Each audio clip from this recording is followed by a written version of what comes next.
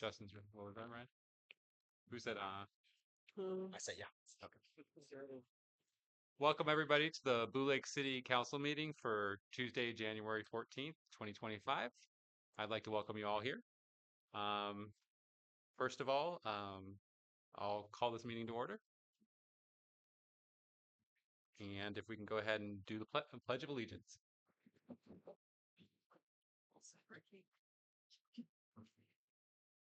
I pledge allegiance to the flag of the United States of America and to the republic for which it stands, one nation, under God, indivisible, with liberty and justice for all. Thank you. City Manager Megger, go ahead and please establish the quorum of council.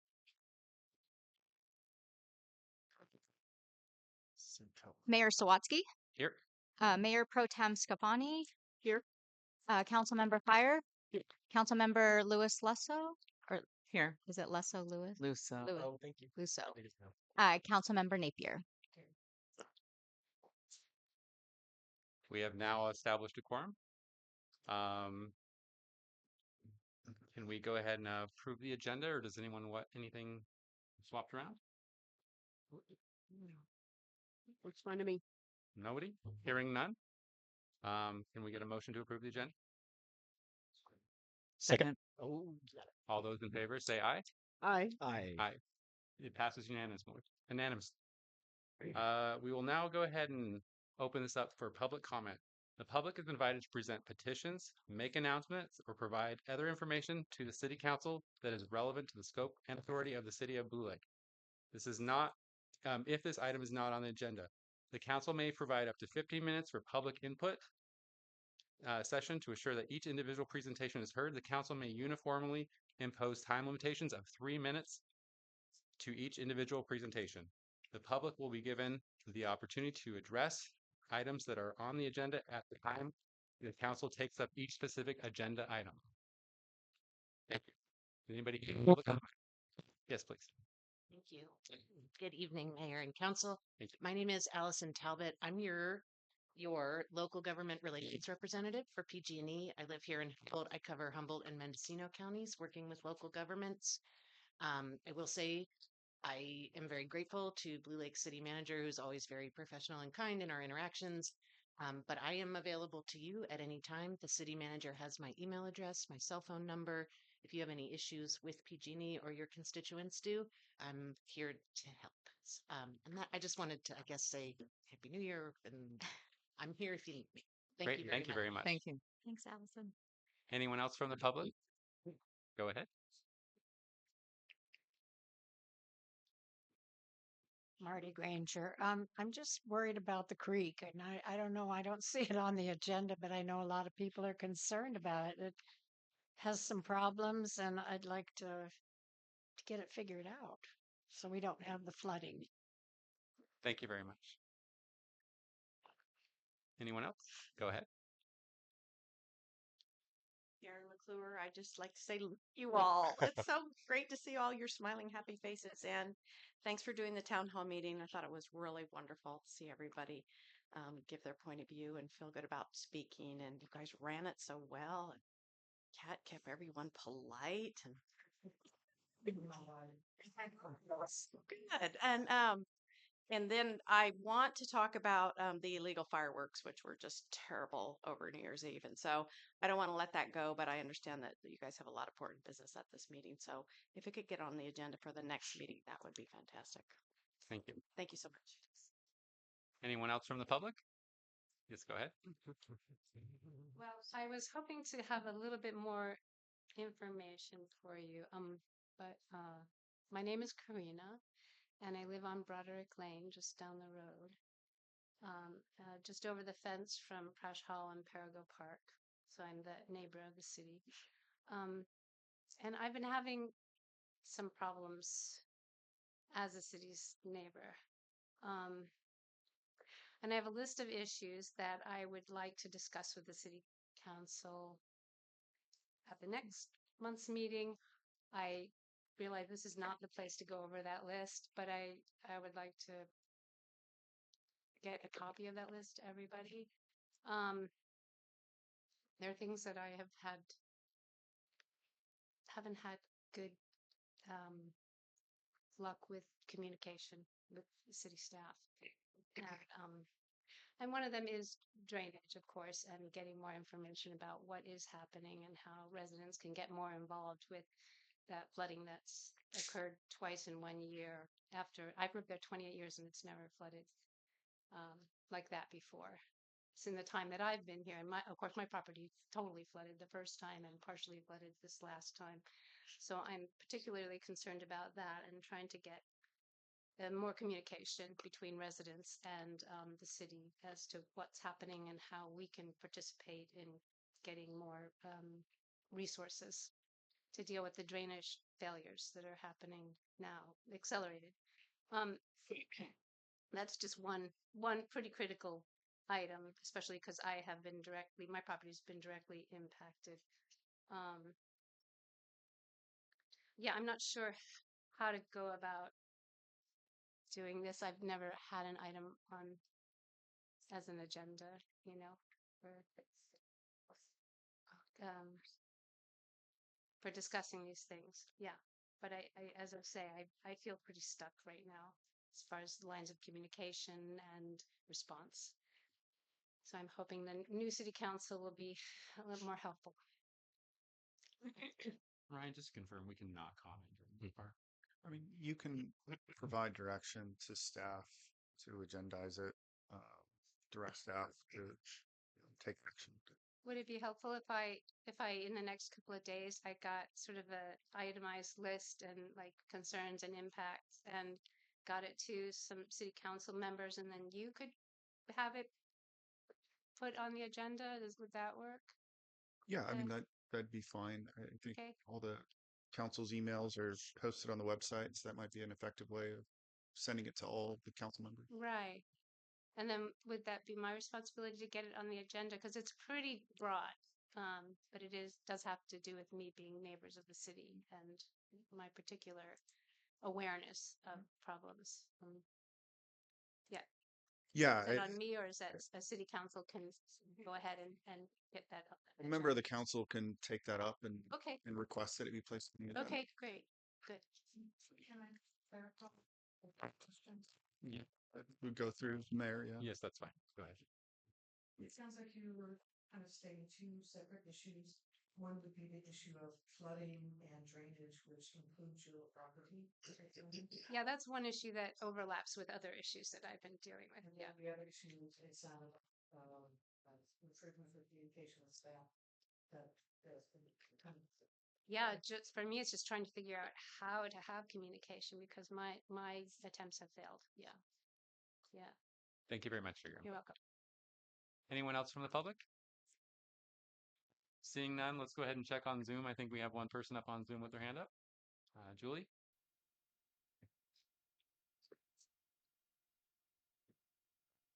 One moment. We're still working on that.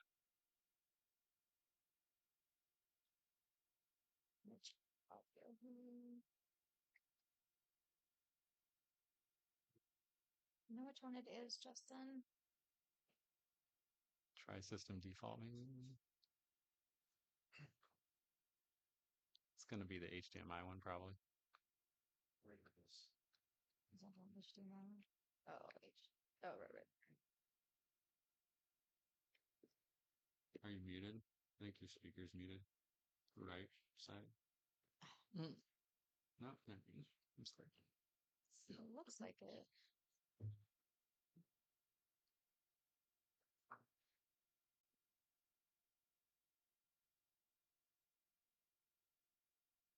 Julie, we're still waiting. I apologize.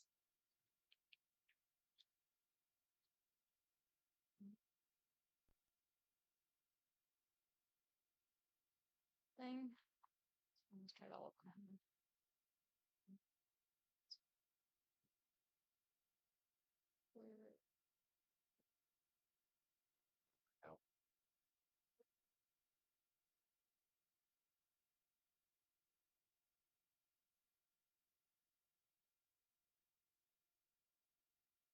Yeah, I was just looking at it's just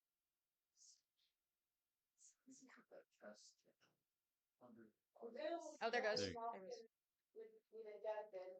Okay, I think we can hear you We now. can hear you now. I think it's going to this thing. We can hear you. Yeah. I'm not sure if it'll be in the recording, but we'll do our best.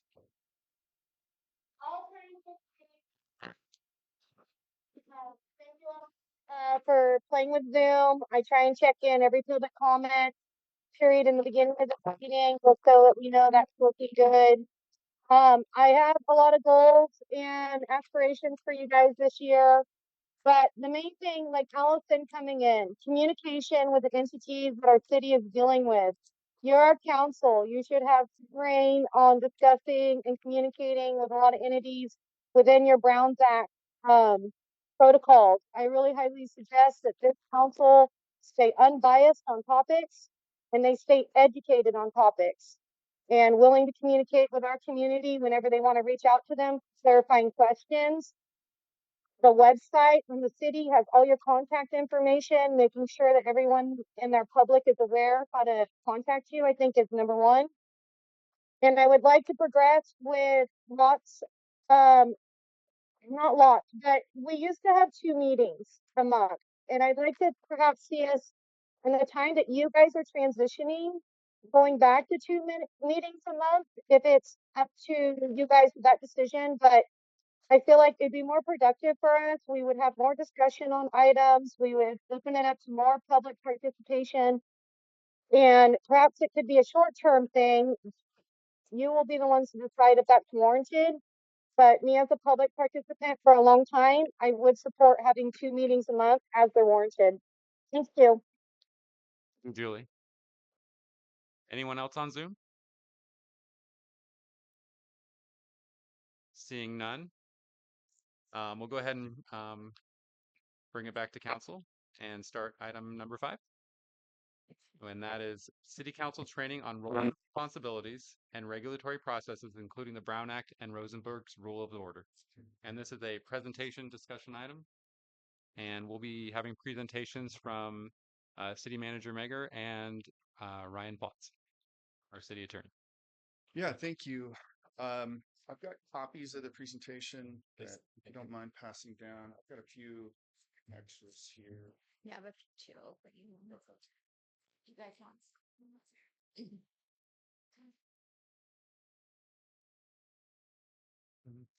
So this is the second presentation that I've done for the city of Blue Lake in the last few years, but since we have city council members, I think at least you were the only one that was present for the last one. So I think it's a good opportunity with the new council to go over the basics, the fundamentals of serving on a city council. There is a more complex, comprehensive training offered by the League of Cities that you may want to look into. They have a lengthy new council member orientation training, covers a lot more topics and goes a lot more in depth.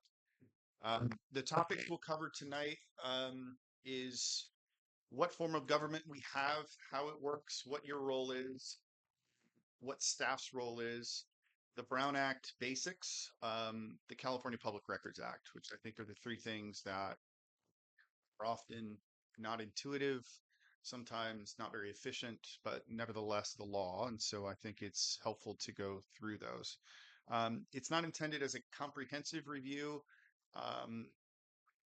If things come up that you're concerned about, you're always able to contact the city manager, and we can get legal review on those types of things for case by case situational things.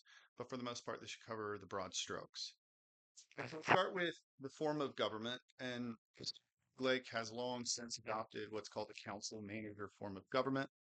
It's what most medium to small cities do. It is in comparison to what's called the strong mayor form of government, which is an elected mayor who serves as the chief executive of the city. And then there's a separate council. Here we have a council that appoints a chief executive and serves at the pleasure of the council. And so the city manager form of government, again, the council's main role in that type of government is to set policy direction through collective action in public meetings. The city manager and through the city manager staff is responsible for carrying out the council's policy directives through the day-to-day management of the city's affairs. And Mayor Sawatsky, look, if you don't mind, I'm happy to take questions. Stop me at any point. If you want to take questions at the end, I'll leave that up to you. But What's easier for you?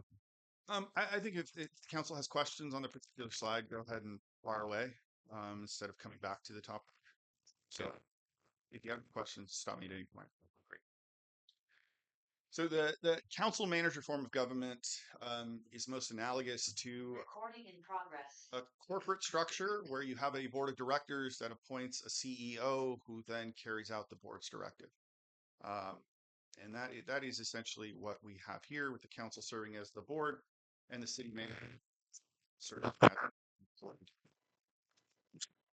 as set policy direction in a variety of ways. Setting what is the law is for the person, not through ordinances, which then and the council decision-making authority. So the city manager would have primary authority over the enforcement of those laws. Policy is also done through general plan. As you know, has been talked about recently, particularly the housing element. But the general plan in all of its elements is the council's primary opportunity to set the direction for the city. What are our goals? What are our objectives with respect to housing, land use, conservation, and everything that the general plan entails? Council also sets financial policies. Most often, that's procurement policies as to how the city contracts for services. So competitive bidding requirements, the city manager procurement authority, when the council needs to get involved with a particular purchase. The annual budget is another opportunity for the council to set the city's priorities. Where do we want to spend our money? Spend our money on. Most often, that is the single most important document that the council will adopt on an annual basis, because set forth the city's priorities. What programs we want to focus on? So I really encourage the council in the budgeting process to take time, really understand really understand historical budgets, and think about what policy priorities you want the city to accomplish, where you want to put your money.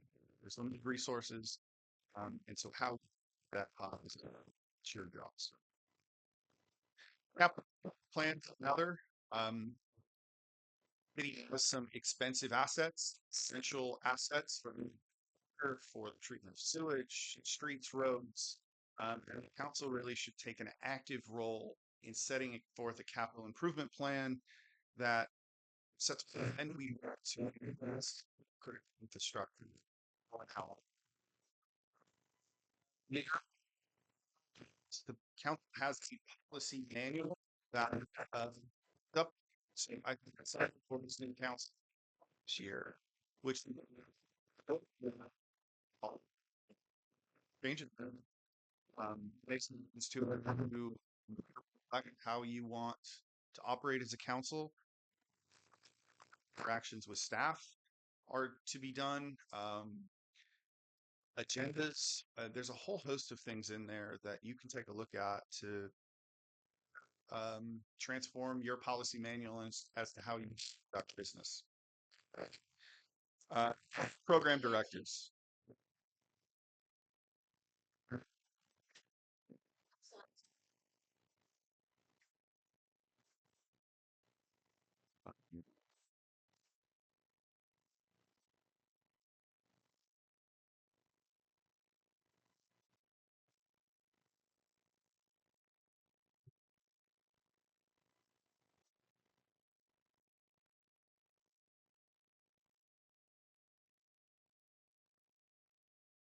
Can you hear now? Yep, yeah, perfect. And Julie said she could hear me. Okay, so these are the primary ways in which the council speaks. Again, it's through collective action as to these particular items in open like meeting. It's where you really get your opportunity to speak what your vision is, what your goals are, and the expectation is that the whatever policy direction the council sets, the city manager and staff is tasked with implementing those policy directives to the best of their ability in a way that promotes efficiency and economy for the city. Ryan, I'm going to interrupt you real fast. Does anyone have any questions so far? Continue. Thank you. Oh, go ahead. What would that look like in changes of original plan? So, or that's what the city. Yeah, so the general plan has, I think, what, 8 elements at this point. The housing element is the one that is required to be updated on a somewhat frequent cycle. The rest of them are updated on an as-needed basis. And so the council can, provide some direction to your city planner and staff to, to look at the general plan, to do some work sessions, study sessions on what the general plan states. And you can look at what it would take to amend the general plan and if amendments are necessary. It is a lengthy and expensive process. It's, you got to go through CEQA and other things in order to do it. It's not easily amended. But again, it is the primary policy document that sets forth the vision for the city. So I would encourage, each of you to really take a hard dive into the general plan and think about areas that you may want to see amended. And then, discussions can be had, at meetings with staff about what it would take to go forward with the general plan update, because you'd have to put some resources into it. And so I know with the housing element, we got a grant in order to conduct that work. And I don't remember what the grant was, but it wasn't insignificant. No, it was well over 80,000. Yeah. So it is a resource allocation that would need to be made. But again, that's the city's primary document that sets forth our goals and direction for the future. Mandy, do the funds go towards staffing for the city, or do we outsource the development of the general plan?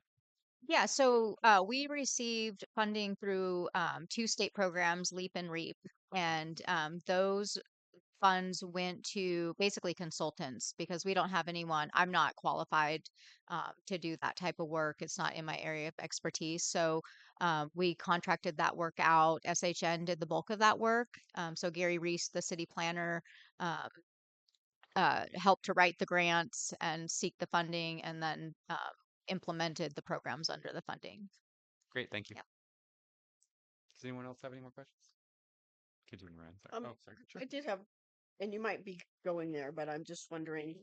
The general plan is a great big overarching document, but there's, I'm guessing, numerous other levels below that help to implement program, direction and vision, and that's not such a huge lift for updating.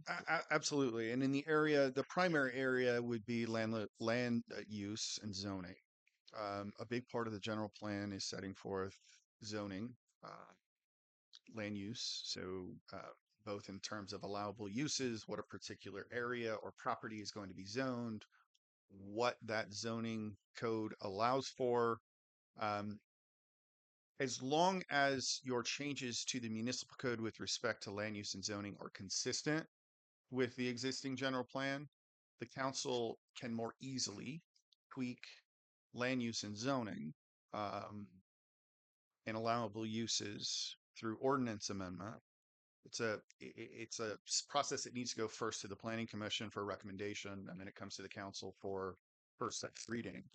But that is an opportunity, as long as we're staying within the bounds of what the general plan states, to amend land use zoning through ordinance amendment. Yeah. And that's the same with all of your ordinances, right? I mean, as There's land use and zoning is the primary category that needs to be consistent with the general plan because the general plan doesn't speak to a lot of the other things. But the council has the opportunity to revise, amend, rescind, replace existing ordinances uh, at its desire throughout the term. So the city manager is, again, the chief executive of the city, serves at the pleasure of the council, and is responsible for carrying out the council's policy direction through the day-to-day management of city functions and supervising city departments and department heads. Day-to-day duties are typical chief executive responsibilities, hiring and supervision of city employees. The implementation of the annual budget, again, that's a major policy document that the city manager and staff must comply with, and the assurance of the quality delivery of municipal services to the city. The city manager's role is codified in the Blue Lake Municipal Code. I won't go through all of them, but it's really the day-to-day management functions of the city. So law enforcement, personnel, recommendations to the council on policy for adoption, preparation, submittal, compliance with the budget, expenditure control and purchasing, and other duties that the council may delegate to the city manager. And that's section 2.12070 of the Blue Lake Municipal Code. Can I ask a Sure. question? So I probably read this municipal code about 3 years ago, and I noticed treasurer, and we don't have a treasurer. We have finance manager and a contracted accountant. So I'm wondering what that means. I mean, why don't we have a treasurer? And could we have a treasurer? And if we did have a treasurer, would that be our finance manager, or who would it be? Oftentimes, the treasurer is appointed from amongst the city council, such as the secretary. Um, Sometimes it's the secretary treasurer. Sometimes the finance director serves as the treasurer. The treasurer has somewhat limited responsibilities. It's not keeping of the books. It's not the accounting. It's really ensuring the warrants and disbursements are issued, being the person ultimately responsible for the financial health of the city.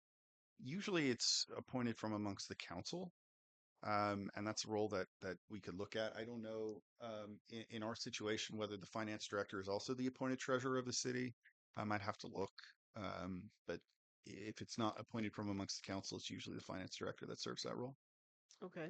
And then that would be obviously appointed by the council. I don't know if we've historically had a treasurer here. Yeah, I don't know. Yeah, or if it's provided for somewhere in policy. Good luck. Any other questions?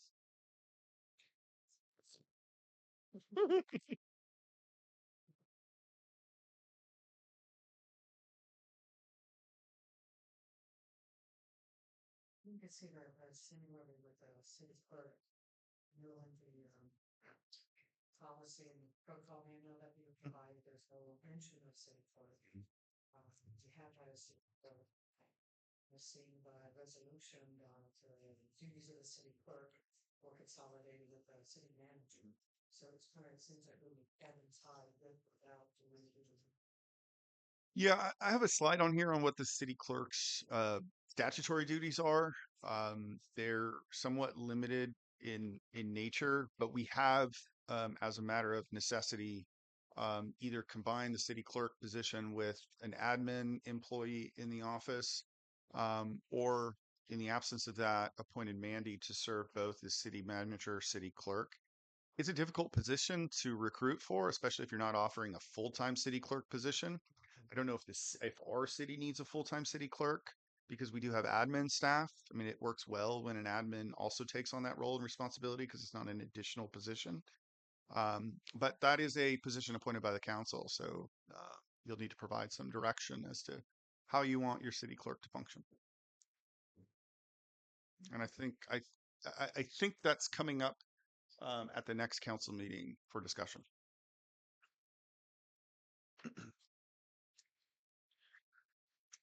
Any other questions?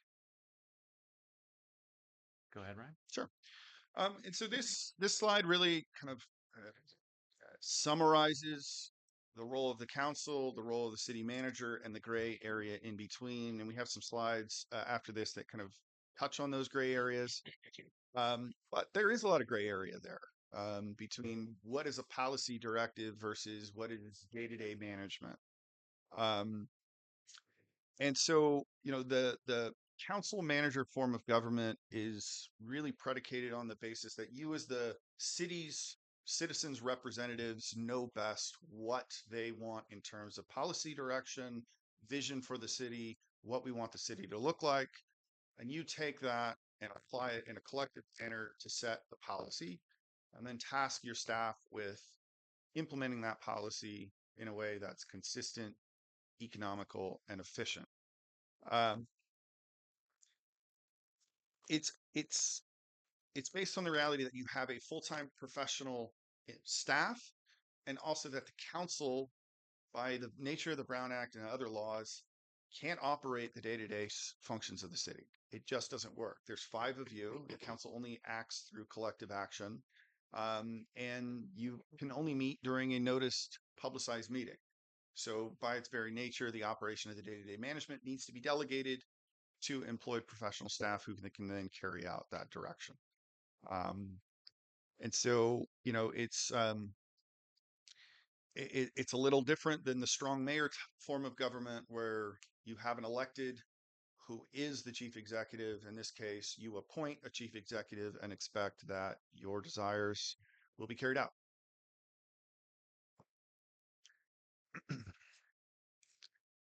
Navigating the gray area between policy and day-to-day management is essential, and something that both the staff and council need to be cognizant of in order to create a good situation for effective governance and delivery of services. So if you attend the League of California's, the League of California Cities Council training, they will cover this in depth, and their recommendations to council members for navigating the gray area between the council's role and the city manager's role are up on the screen.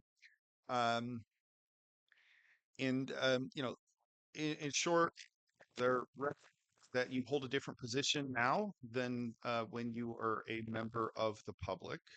Your actions represent the city and are often imputed to the full council and to the city. Have a good understanding and a respect for the differentiation between your role as a council and staff's role as staff. Develop mutually beneficial working relationships. Appreciate the legitimate difference between the community perspective and the professional technical perspective. And that's also an area of big frustration. Government often moves slow, and it's because there's a lot of red tape. And oftentimes, if you don't live that red tape, it's frustrating as to why things don't get fixed sooner. Things don't change. Ordinances aren't drafted. City resources aren't expended in a particular way. There's a lot of things in government that is not efficient, and that requires a lot of preparation time, due diligence, and compliance. And so having an appreciation for that aspect of some of the things that a government does, I think will be helpful to understand the community's perspective, but also understand the flip side, which is that while the community may want something very badly, it may not be able to happen on the time frame that would otherwise be expected, or that might be doable in the private sector. We all know CEQA, and it's often a roadblock and barrier to quick and efficient action. But it's also an area that is highly litigated. And so that is just one example of reasons why something may not be able to be done as quickly as possible. But I would encourage each of you, if you have that frustration, to take the time to understand from your staff what the barriers may be that don't allow for quick um, decision making or quick action with respect to a particular initiative that you'd really like to accomplish. Another big one that I hear a lot from um, uh, city managers, executive directors, general managers is they need clear policy direction in order to do their job. Um, it is not often helpful for a chief executive to have vague directives when it comes to particular policies or competing directives from individual council members. We'll get to that in a minute, but the more clear that you can make your direction to the city manager as to what your collective desires are, the better off your city manager is going to be and able to deliver on your policy objectives. So when crafting directives, think not only about the end game, but how we get there, and how you might be able to provide directive to the city manager as to how, what, why, and when you want something accomplished on a policy level.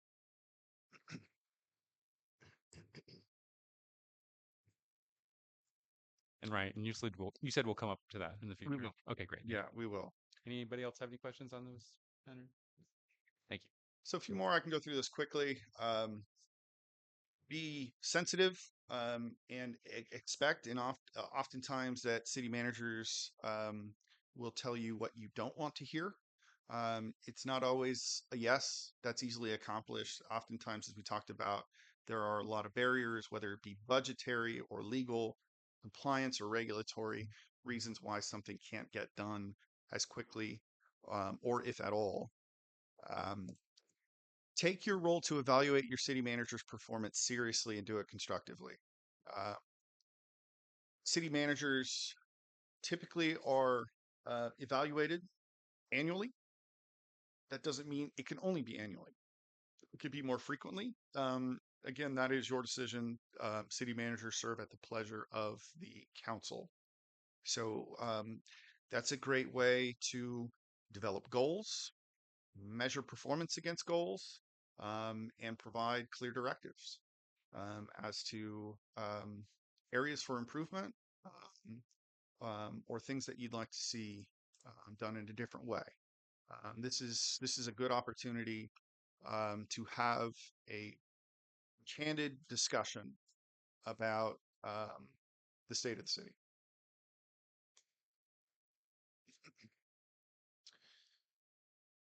Tolerance for imperfection. Mistakes should be tolerated because they're going to happen. In any organization, whether it be public, private, or otherwise, you've got to have a tolerance for mistakes. That doesn't mean there shouldn't be accountability, but there should be understanding that you have a limited staff with a limited budget, and mistakes are part of large operations. Try to focus feedback on service quality, not individuals. Again,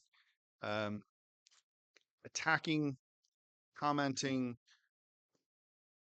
to individual employees of the city is rarely ever effective.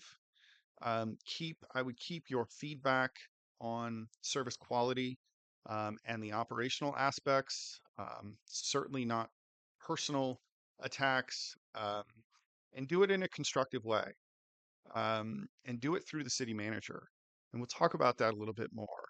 But when you provide feedback, try to make it constructive, because at the end of the day, you're providing feedback so that there is a positive change.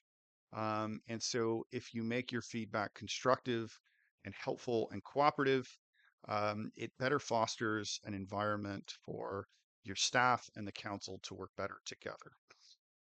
Brian, quick question Yeah, on that. Is it okay to give one-on-one positive feedback on absolutely. something, Absolutely. not as a full council, correct? Correct. Okay, great. Thank you. I think this is an obvious one, but don't expect city managers to take sides in council member disputes. Um, it's not their job, and they shouldn't be put in that situation. Don't jump to conclusions regarding citizen and customer feedback. This is one that's important. Um, you are the council. You are often seen by the community as being 100% in the know and that you speak for the city. So when you receive citizen customer feedback, it's important not to accept as true the nature of the complaint or the factual predicate under which it's based. Accept the complaint, thank them for bringing it to your attention, and have a constructive meeting with the city manager about the complaint. You could bring it to the council, but it would be better to have the complaint investigated to determine what's true, what's not, before accepting as true what may not be true. And when it's accepted as true, even though it's not true, it often creates a perception that, and it gains traction, whether it be on social media or public in a meeting, that, council member A told me I was right. And that's, oftentimes that's all somebody needs to hear, especially when they have a complaint that they're passionate about. That's all they need to hear. So when you receive citizen complaints, uh, customer complaints, whether it be in the water or wastewater, acknowledge the complaint, um, but investigate it. Do what you need to do. Have a meeting with the city manager. Figure out what's true and what's not. Um, and then we can respond appropriately to the person who brought the complaint, thanking them for their complaint, telling them it's being investigated, or if it has been investigated, that X, Y, and Z were found and we'll correct it, or that this wasn't true and this is why. Um, so I think that's an important one because you are seen as the city, all knowing, and in the know on at all times on everything happening within the city. And as you know, that's often not the case. You meet once a month. Between meetings, you may not do any city business, or you may do a lot of city business.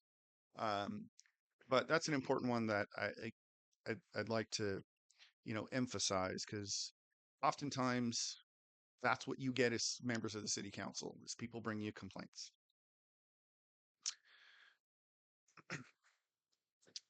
So develop a clear understanding with the city manager of the type and frequency of communication you prefer. There is no restriction in your communicating with the city manager in a one-on-one basis. You can do it as frequently or as infrequently as you'd like. Have respect for staff's limited time and that they're running a city on a limited staff and limited budget, so they may not be immediately responsive to questions, concerns, requests for information. Um, but you should feel free to communicate with the city manager of things that are on your mind with respect to the city. Quick question Yeah. from Andy. What's the time expectation that somebody should be able to meet with you? Like 3 days, 2 days, a week? Oh, to meet with me? Yeah.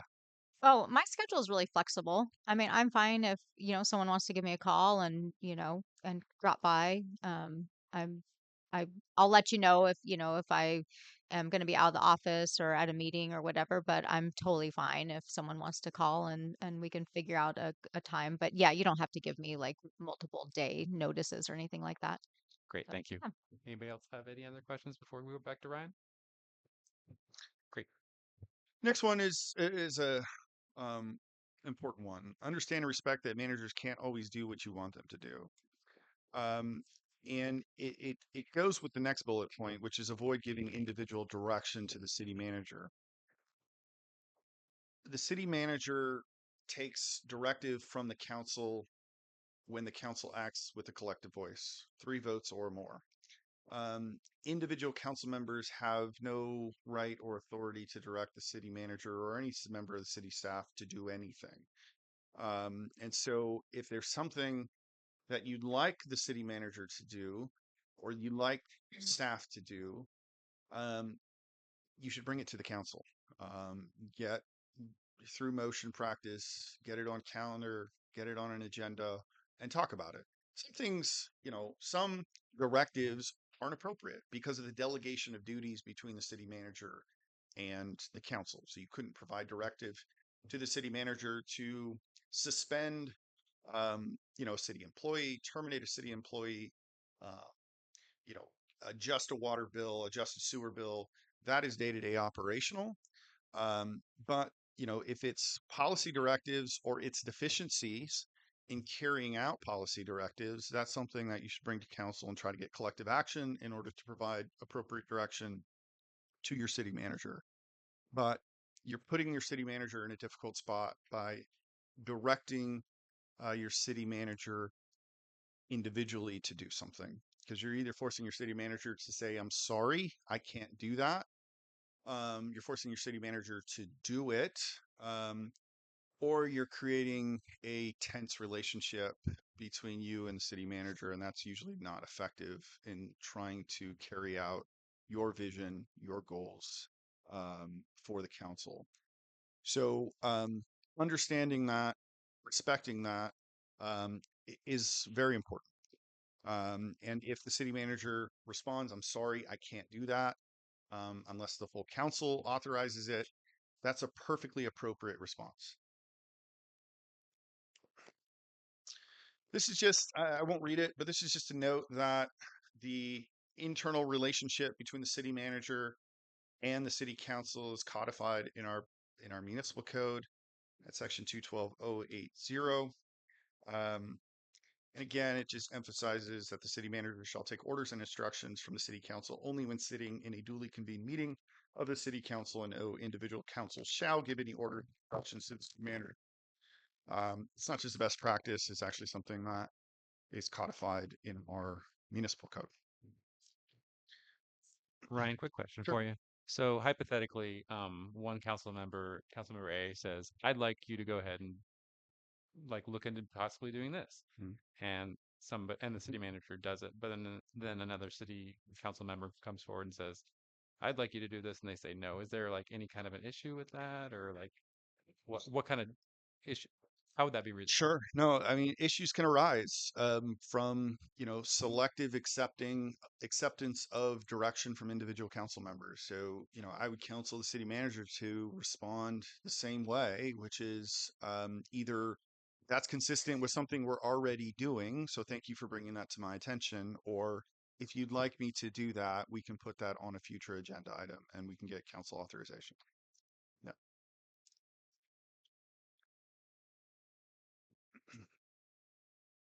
So I wanted to put, before we move on from the form of government. Napier had one. Oh, sure. Councilmember Napier had a question.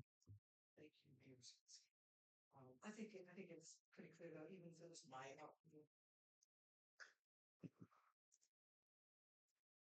even if it was an ad hoc committee of only 2 members, it still wouldn't fall into the ability to have a directive. Sure. Okay. Yeah, and that's an important distinction. Ad hoc committees cannot be delegated any authority of the city council. Ad hoc committees, by their nature, are advisory. They provide recommendations. They may act as a liaison between the council and another party. If it's a negotiating party, the city manager. But ad hoc committees can't be delegated anything that the council would have to do by the full body. And that's different from a standing committee.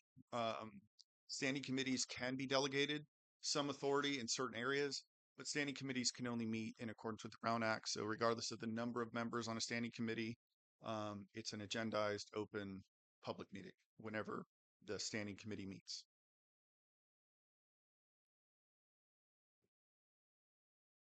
So I just wanted, I know this is pertinent to our current situation. So I just wanted to run through the city clerk statutory duties.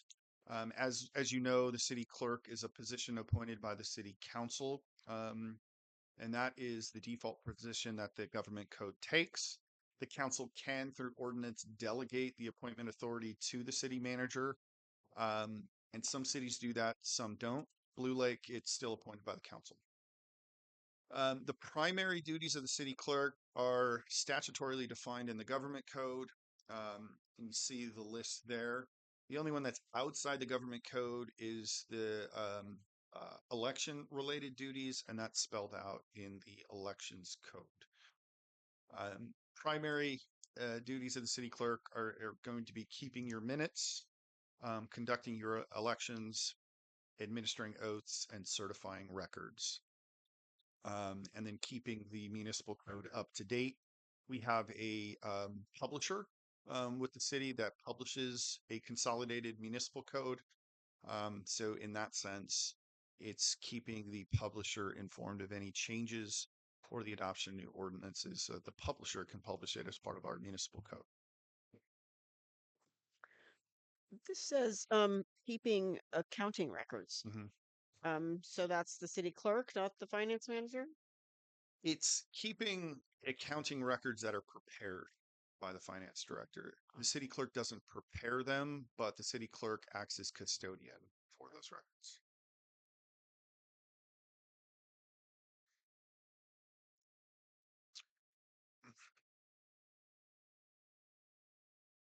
I think with that, we move on to Brown Act.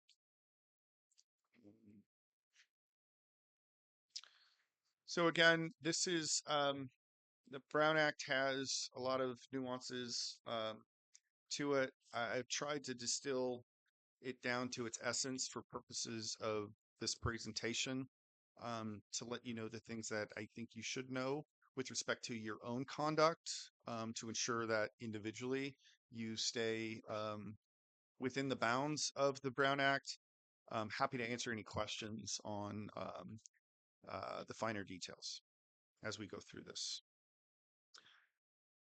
So the Brown Act starts with its original purpose, which I won't read this, but it is a legislative declaration that the business of government should be done open, and in an open and transparent way, and that they don't the people in delegating authority do not give their public servants the right to decide what is good for the people to know and what is not good for them to know. The public is entitled to participate, to be informed, and to participate in the running of their government. In 2004, this was further bolstered by a constitutional amendment to enshrine it within the California Constitution, some of the principles in the Brown Act concerning the right of information, and the way in which public officials conduct business. General principles, I think we all know these, but meetings are open to the public, who not only can attend, but can participate. Actions and deliberations must be taken openly. Anyone can attend, and only matters on the agenda can be discussed. Those are general principles. There are exceptions to all of those general principles that we will cover as we move through this. The definition of meeting and deliberation are two statutory definitions that I think are helpful to see on paper, because they are broad. And a meeting is defined as any congregation of a majority of the members of the legislative body at the same time and location, in which they hear, discuss, deliberate, or take action on any item that is within the subject matter jurisdiction of the legislative body. It's a very broad definition. Three of you cannot be together to hear or discuss matters pertaining to the city unless it's in compliance with the Brown Act. And that becomes even more important when we talk about serial meetings a few slides down, which is when you're not physically present, but you're communicating through email, phone, text, whatever it may be. Deliberation includes collective decision-making and collective acquisition and exchange of facts preliminary to the ultimate decision. I include deliberation because it's not just your discussion amongst each other. It's actions that you may take in preparation for attending the meeting that helps to inform how you're going to vote. That doesn't mean you can't do that. It just means you can't do it together or through series of emails or asking your colleagues what they think about X, Y, and Z, or how they plan to vote on X, Y, and Z to better help you decide how you'd like to vote. Deliberation includes the process from your due diligence to your decision. And so you can certainly deliberate on your own, do your own due diligence, but when you involve your colleagues in trying to form your opinions outside of a public meeting, we may run into some unintentional but real Brown Act issues. Yeah, go ahead. So this says decision making and collective acquisition and exchange of facts. Mhm. So if say during your due diligence you discover some information that you think is pertinent Mhm. and you want all the council to have benefit of that information, what's the best way to deal with that? Disperse it at the public meeting. Okay. And it may sound ticky-tack or technical, but the California Attorney General has actually issued opinions on this point where they go so far as to say if you share something you believe is pertinent, you're signifying to the rest of your colleagues that you believe it to be pertinent. And so they may take special attention to it. And that is part of the collective acquisition and exchange of facts preliminary to the ultimate decision. I think it's somewhat counterintuitive and may not be efficient, but the AG is the one that interprets the Brown Act, and they've issued actually guidance on that. So you're saying that even if you bring it to an open meeting, you're still indicating your preference? No, you can bring it to an open meeting because at Okay. the meeting, you're going to state your preference explicitly. Okay. I'm saying before the meeting, you can't email it to all your colleagues and Right. say, hey, take a look at this. Okay. Gotcha. Yeah. You can send it to the city manager. If you think it's pertinent to the discussion for either, printing out and making sure copies are available for your colleagues or to help the city manager in preparing a staff report or doing the staff work that's necessary on the decision. You can always share it one way, but to send it to your colleagues would be a serial meeting. Right. Yeah. Thank you. Sure. Ryan, quick question. Sure. So hypothetically, I had something that was very pressing and I needed to talk to the city council about it. Mhm. Would it be okay to contact the city council members and ask if they'd be able to make it to the meeting, or would I need to go through city staff to have the city staff reach out and contact the city council members, Yeah. even if I didn't disclose what the item was about, Sure. just to see if they were available? So you can contact each of your colleagues for the purposes of determining whether or not their schedule will allow for a meeting. But you're right. Going beyond that to answer any questions as to what the meeting is about, which are going to be the natural questions that probably get asked next, it would be something that you couldn't go into. Usually that's a function of the city clerk. Once a special meeting has been called, either by you or by 3 members of the city council, getting a quorum together is something that usually is best delegated to staff. Next question. How would 3 members of the city council Yeah, great call question. a meeting without, Yeah, would they, at the like, prior meeting. okay, Yep. thank you. Yeah, so if there was some discussion about whether we should have a city special meeting or not, there need to be, I move that we have a special meeting on so and so, and they need to get 2 votes. Yeah.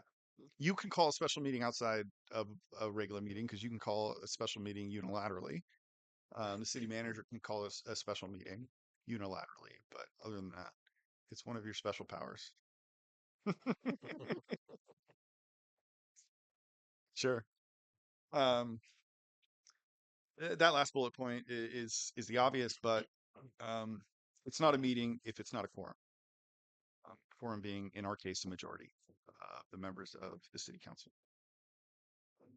So a few types of meetings, all but the last one are actually discussed and listed in the Brown Act. But a regular meeting is your meeting that occurs at the date and time set by resolution or ordinance. Currently, that's the fourth Tuesday of the month. If you want to change that to increase the number of regular meetings, you would need to do it by an amendment to your municipal code. Regular meetings require 72-hour posting for the agenda. And there are some things that cannot happen outside of a regular meeting, such as the adoption of certain ordinances can only happen at a regular meeting as opposed to a special meeting. Special meetings are what we're having tonight, which is any meeting other than your regular meeting. And under the Brown Act, that requires 24 hours notice in terms of posting of the agenda. It also requires notice to media outlets, and it requires notice to those that have registered for Brown Act noticing with the legislative or with the city. Emergency meetings are rare, but are permitted. And they can be held when prompt action is needed due to the actual or threatened disruption of public facilities. It's a rare thing. It requires 1 hour's notice, and it can be done, but hopefully never needs to be done. Ryan, quick question on Yeah. the media contacting for a special meeting. Do we have a list that we have to go through, or is it someone who's like filed that they would like to have us contact them whenever a meeting occurs? Usually it's a list, a city created list that lists out newspapers of general circulation within the city, and network local news media that cover the city's business. Great, thank you. Yeah. I don't believe the Brown Act requires news medias to register for notice, but there is a mechanism by which members of the public can put their name on a list, and they will get mailed notices of all special meetings. And that list is good for a year. Then you have to re-register.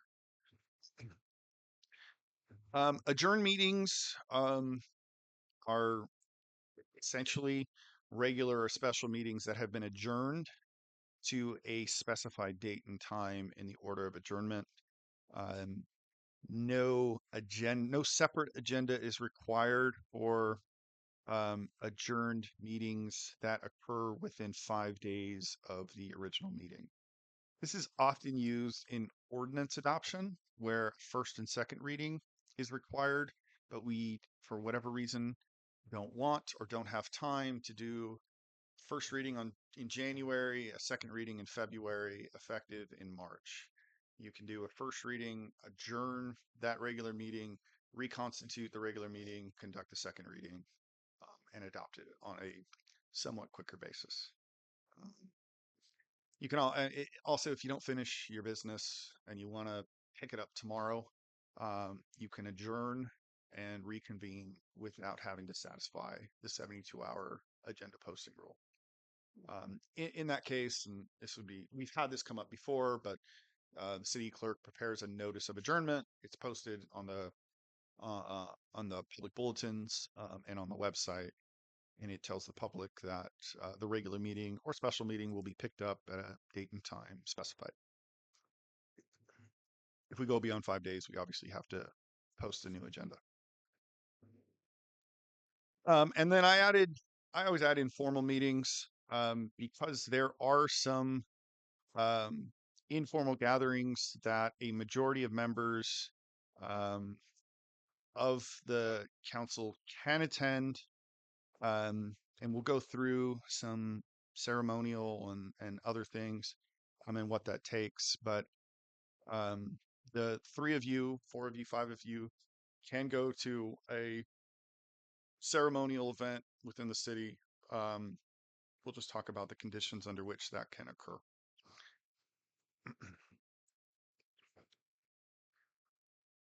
Teleconferencing. Pre-COVID, um, the rules were very strict and rarely used because in order to teleconference in, wherever you were teleconferencing from needed to be open to the public, ADA accessible, an agenda posted, and that location had to be noted on the agenda. It made teleconferencing somewhat burdensome. You know, if you were in a hotel in San Francisco, we need to post the room number, the hotel name, and you'd have to invite the public in. If you're in your living room, that's an even bigger problem. So it was rarely used. COVID changed that to a certain extent. For a while, it really relaxed it entirely. Um, and now we're left with AB 2449, which is the um, only current exception to the standard default teleconferencing rules that I just discussed, which remain on the books and are available. But AB 2449, in short, allows less than a quorum of the council to participate in a public meeting via teleconference. So 2 of you could teleconference in, 3 of you have to be here in order to utilize AB 2449. Again, quorum has to be present here in the council chambers, and a member seeking to participate remotely must demonstrate either just cause or that an emergency circumstance exists. Just cause, they're both defined.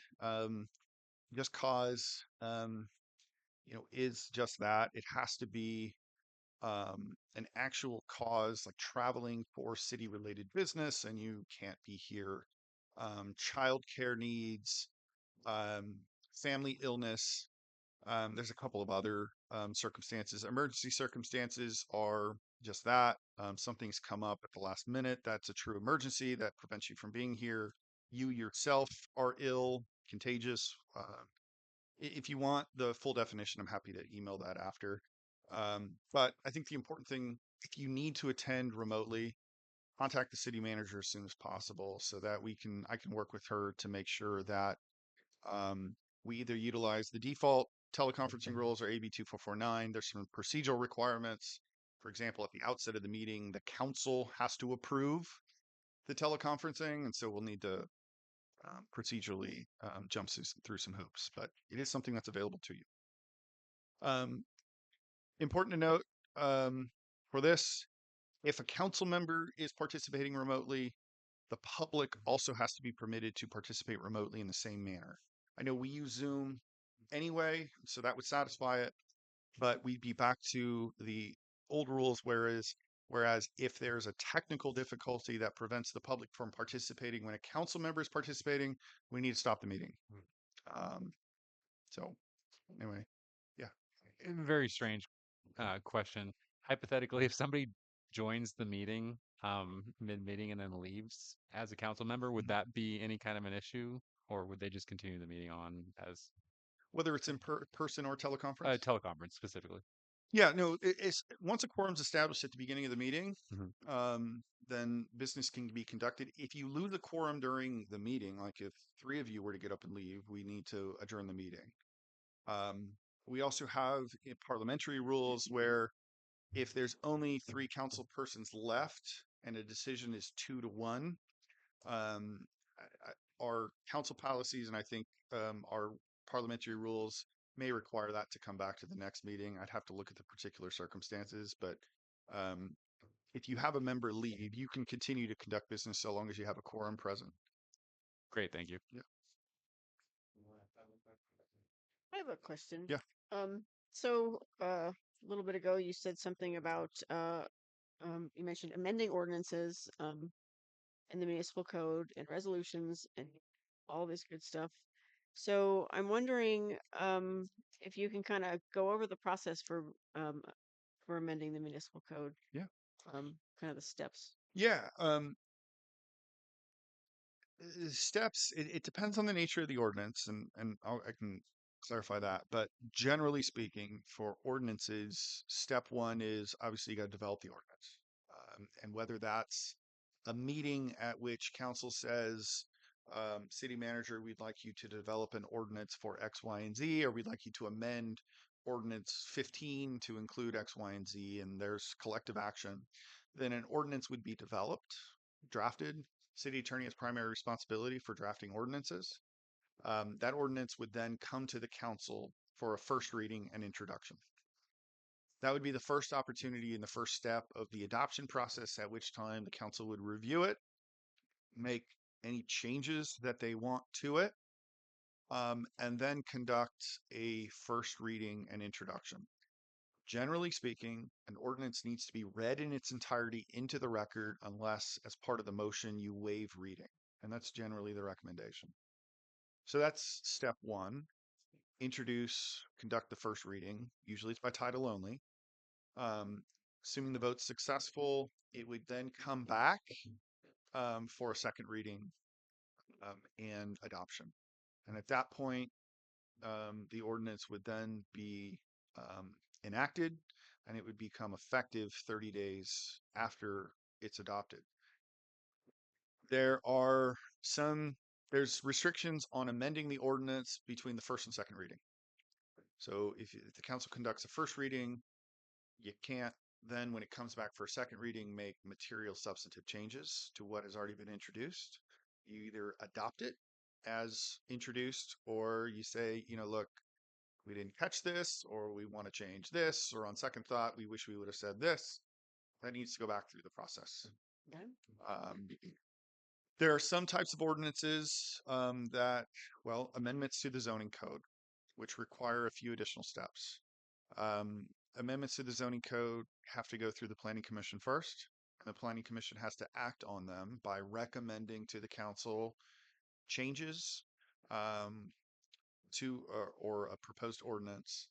They have to prepare a report. Usually that's in the form of a resolution. You've probably seen resolutions from the Planning Commission recommending the adoption of X, Y, and Z. That then frees up the council to go through the ordinance adoption process, first reading, second reading, adoption.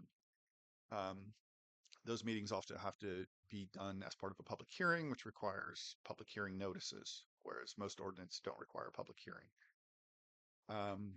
Is that So did you say zoning requires public hearing? correct? Other things don't. Correct. And is there a minimum or a maximum amount of time that has to be between the first and second readings? Yeah, 5 days. 5 days is minimum? 5 days. And Usually they have to occur at a regular meeting too. And so that would generally be an opportunity to utilize the adjourned meeting process. Ordinance cannot be adopted. Second reading can occur at a special meeting. So oftentimes you can call a special meeting 6 days before, do the first reading, and adopt it at your regular meeting 6 days later. okay. So can you tell us more about resolutions and what's a resolution exactly? Yeah, a resolution is a way of the council dating its approval or a position on a particular subject matter that is something other than law. Ordinances will create law. Resolutions memorialize a particular decision. There's really no rhyme or reason as to why a resolution is utilized as opposed to just reflecting a decision in the minutes, but usually it's momentous or important decision that you want memorialized in something other than just the minutes. So you'll use resolutions for approving real property, sometimes for approving contracts, for awarding contracts, for ceremonial items. Resolutions can be used in a whole variety of ways. They just don't have the effect of law. Okay.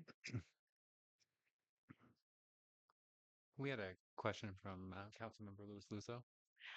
Hi, this is going backwards just a little bit, just for clarification for myself for deliberation. Mhm.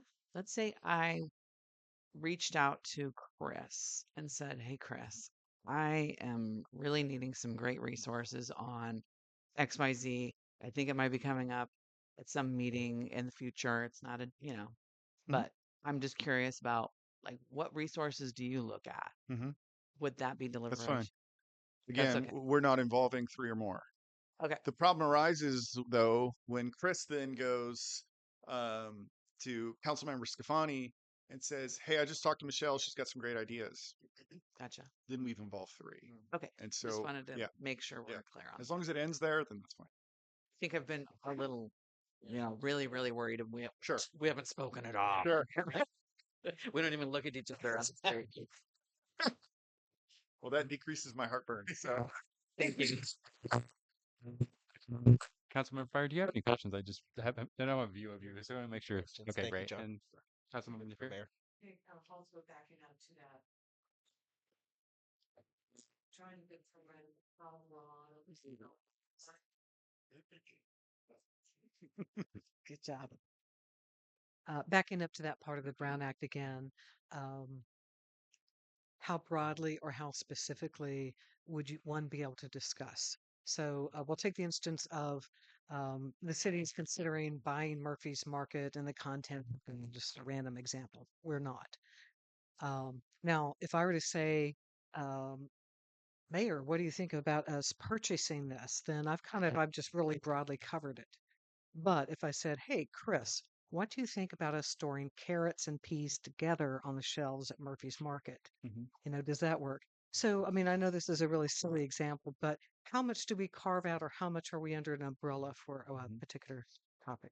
So you can confer specifically or generally with one of your colleagues about anything. You could talk to Chris about not only purchasing Murphy's, but purchasing Safeway too. I mean, you can get very specific.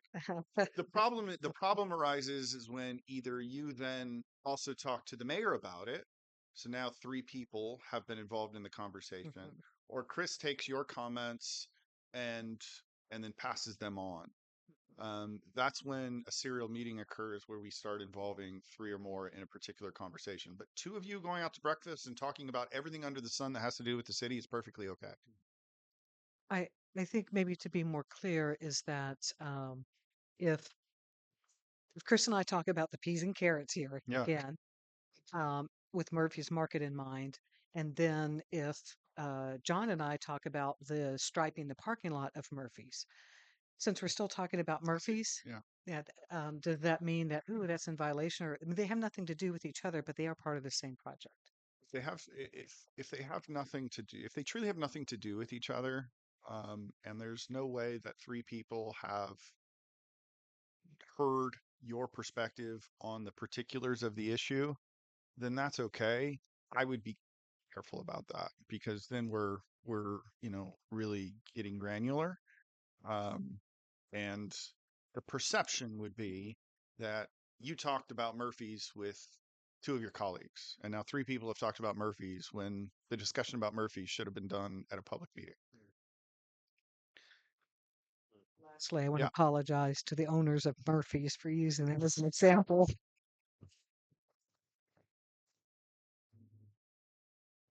Thank you. Continue on, Ryan. Next slide. So we're starting to cover kind of the essence of what we just talked about, but this slide is probably incorrectly labeled. It talks about exceptions to the meeting definition, but really these are examples of things that don't constitute a quote unquote meeting for purposes of the Brown Act, so they fall outside that definition. Common. And so I just want to go through them quickly. You're free to talk with anybody in the city you want. In terms of the people that you represent. You can have individual contacts, individual meetings. You yourself can hold a town hall in which everybody in the city is invited to, and you are sharing their answering questions. That is perfectly okay, whether as part of a public meeting or outside of a public meeting. You can talk with news. You can talk with your city manager. You can go to other entities. You can go to Board of Supervisors meetings. You can communicate with anybody you want, except outside of a public meeting, you can't communicate with two or more of your colleagues. You can go to conferences, even if a majority of the council attends the same conference. This exception permits three or more of you to attend, for example, the League of California Cities Conference, so long as those meetings are open to the public. So if you want to go to the conference and it's a closed conference, meaning you have to pay and register, two of you can go, three of you cannot. But if the conference is open, all you guys can go. You just can't discuss amongst yourselves business of the city itself. Go ahead. Ryan, quick question. Yeah. Is there any expiration date on a Brown Act group? Like if we talked about Murphy's 2 years ago, Yeah. me and Kat, and then I was like, well, it's been a while. So I think me and Chris can go ahead and talk about it now. So I don't know if there's Yeah, it's a great question. If it's a project that project approval is still and it's taken 2 years to get there, and there's been a number of interim decisions that you've had to make along the way, it's a continuous aspect of it. If it's, you bought the property 6 years ago and now you want to develop it, that's a separate thing. Yeah. Attendance at community meetings. So this allows three or more of you to attend an open and publicized meeting held by another organization to address a topic of local community concern. Again, you're there as an observer and not as a panelist or a speaker, but you can certainly attend community meetings which are open and publicized. Brown Act doesn't define what is publicized and what is open, but if it's something that has been, I assume it's been advertised that there's going to be a community meeting at so-and-so, it's time. I would argue that would satisfy the definition. But it needs to be open to the public, truly, just like your meetings are. You can attend meetings held by other legislative bodies. So three of you can go to the Board of Supervisors meeting. Those are open and public, and that would be fine. You can attend standing committees as an observer. So this exception authorizes a majority to attend an open and noticed meeting of a standing committee of the legislative body, provided that the legislative body members who are not members of the standing committee attend only as observers, meaning you do not speak or otherwise participate in the meeting. And that would be a standing meeting or standing committee of the council itself, as opposed to a separate body such as your planning commission. So we don't actually have any of those, right? You don't. You don't. So question, Yeah. we had a town hall on Saturday Mhm. that was for the purpose of looking at the housing element, and four of us went, Uh-huh. and I think we all spoke, Mhm. or asked questions or both. Yeah. So what was that? I don't know if that was agendized at the town hall. I assume it was open to the public. Mhm. That's really a community meeting. Mhm. At which, as long as they're open and publicized, three or more of you can attend, and Okay. you can discuss matters within the purview of the city. You can't take action on anything, obviously, because Oh. it's not agendized, but it's a community meeting. Okay. Yeah. Social and ceremonial events are fine. Again, the same theme for social and ceremonial events. Just because it's a social ceremonial event doesn't mean that three of you can go over to the side and talk about Murphy's. So, the one that we hope we never have to deal with, but more of you can be compelled to testify before the grand jury if there's a matter that the grand jury is looking into.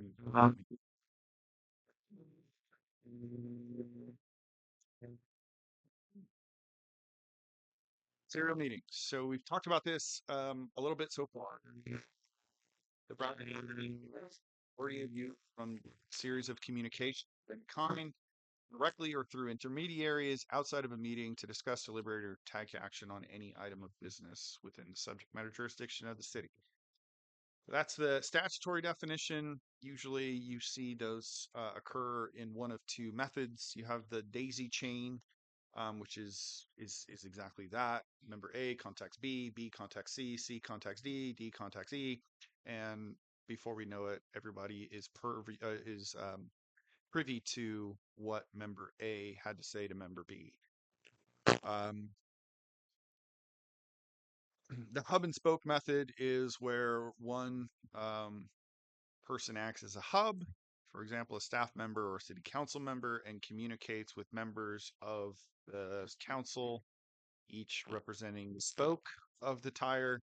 One by one to discuss the local agency. The Brown Act does not permit staff from contacting each of you. What this is trying to prevent is one of you contacting staff and saying, hey, Mandy, would you mind contacting the rest of the council and letting them know that, you know, X, Y, and Z. Or I think this factual discovery that I found, this document is important. Would you mind distributing it to the rest of the council? That's the hub and spoke method, where one person's receiving information from a council and then distributing it out to the rest of the council. And that's where a serial meeting has been found to occur.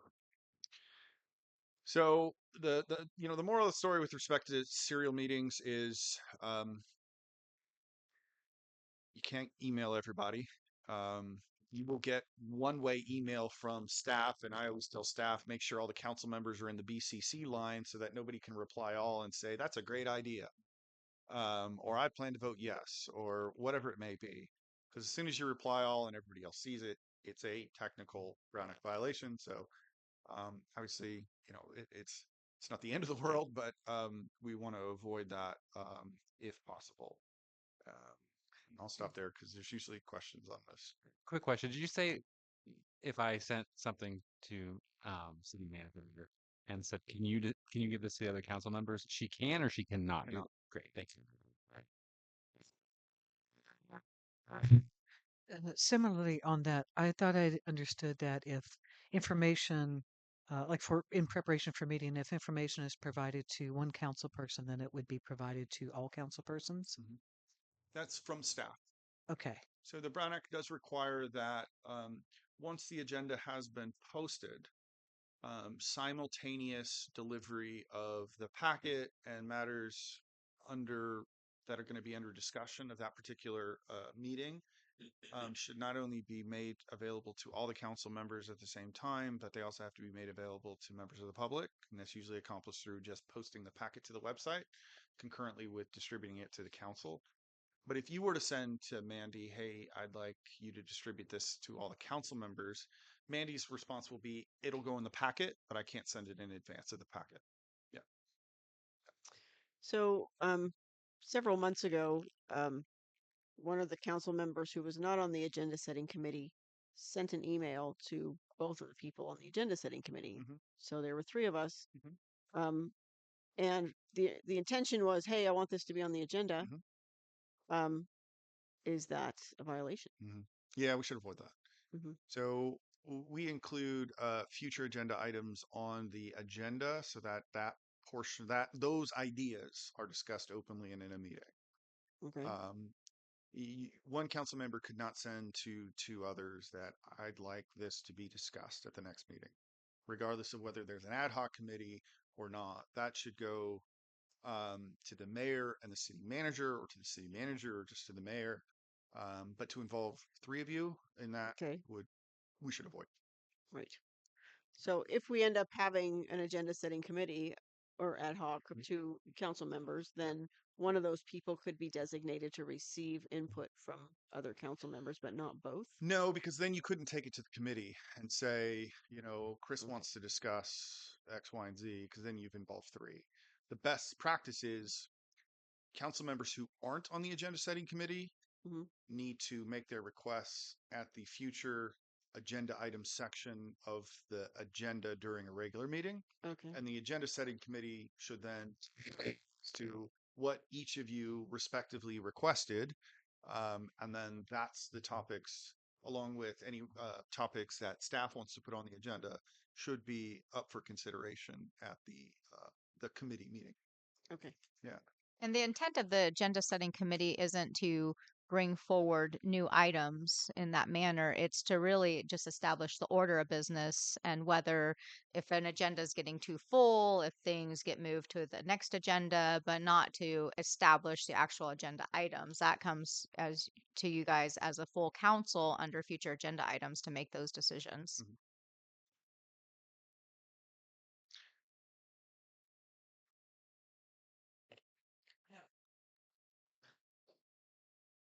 I have a question about that. Again, it's on. Yeah. Um, if I wanted to change or maybe modify the format of an agenda, would I bring that up at this meeting or would I ask the agenda setting committee? Again, we're getting back into that. It should just be like mentioned at the meeting for the agenda items because it's really a format change request.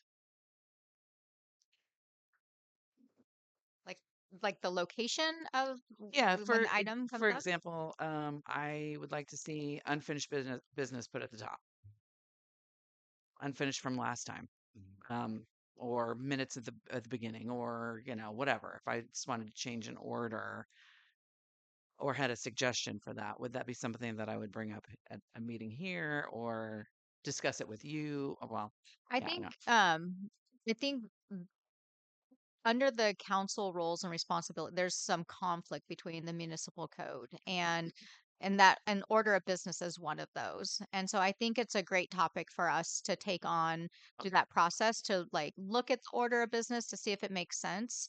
If we have an agenda, once it comes to, once you guys open your meeting, you guys always have the opportunity to move things on the agenda at that time as well. But that is one of the items that I think we should clean up is because I've seen it like three different ways. And it's different than the order of business that we've been conducting for years. And honestly, I didn't even realize it either. I went back and I was like, oh wait, this is different from here and it's different from here.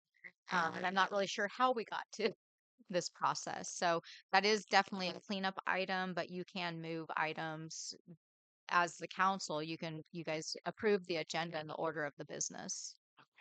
I don't know if that helps or And I not. would say I think our municipal code goes into a little bit too specific detail as to how the agenda is going to be ordered to where it's not easy to change. And so that may be something that we want to take from the municipal code and put into the council policies, which then allows more flexibility in terms of setting the order.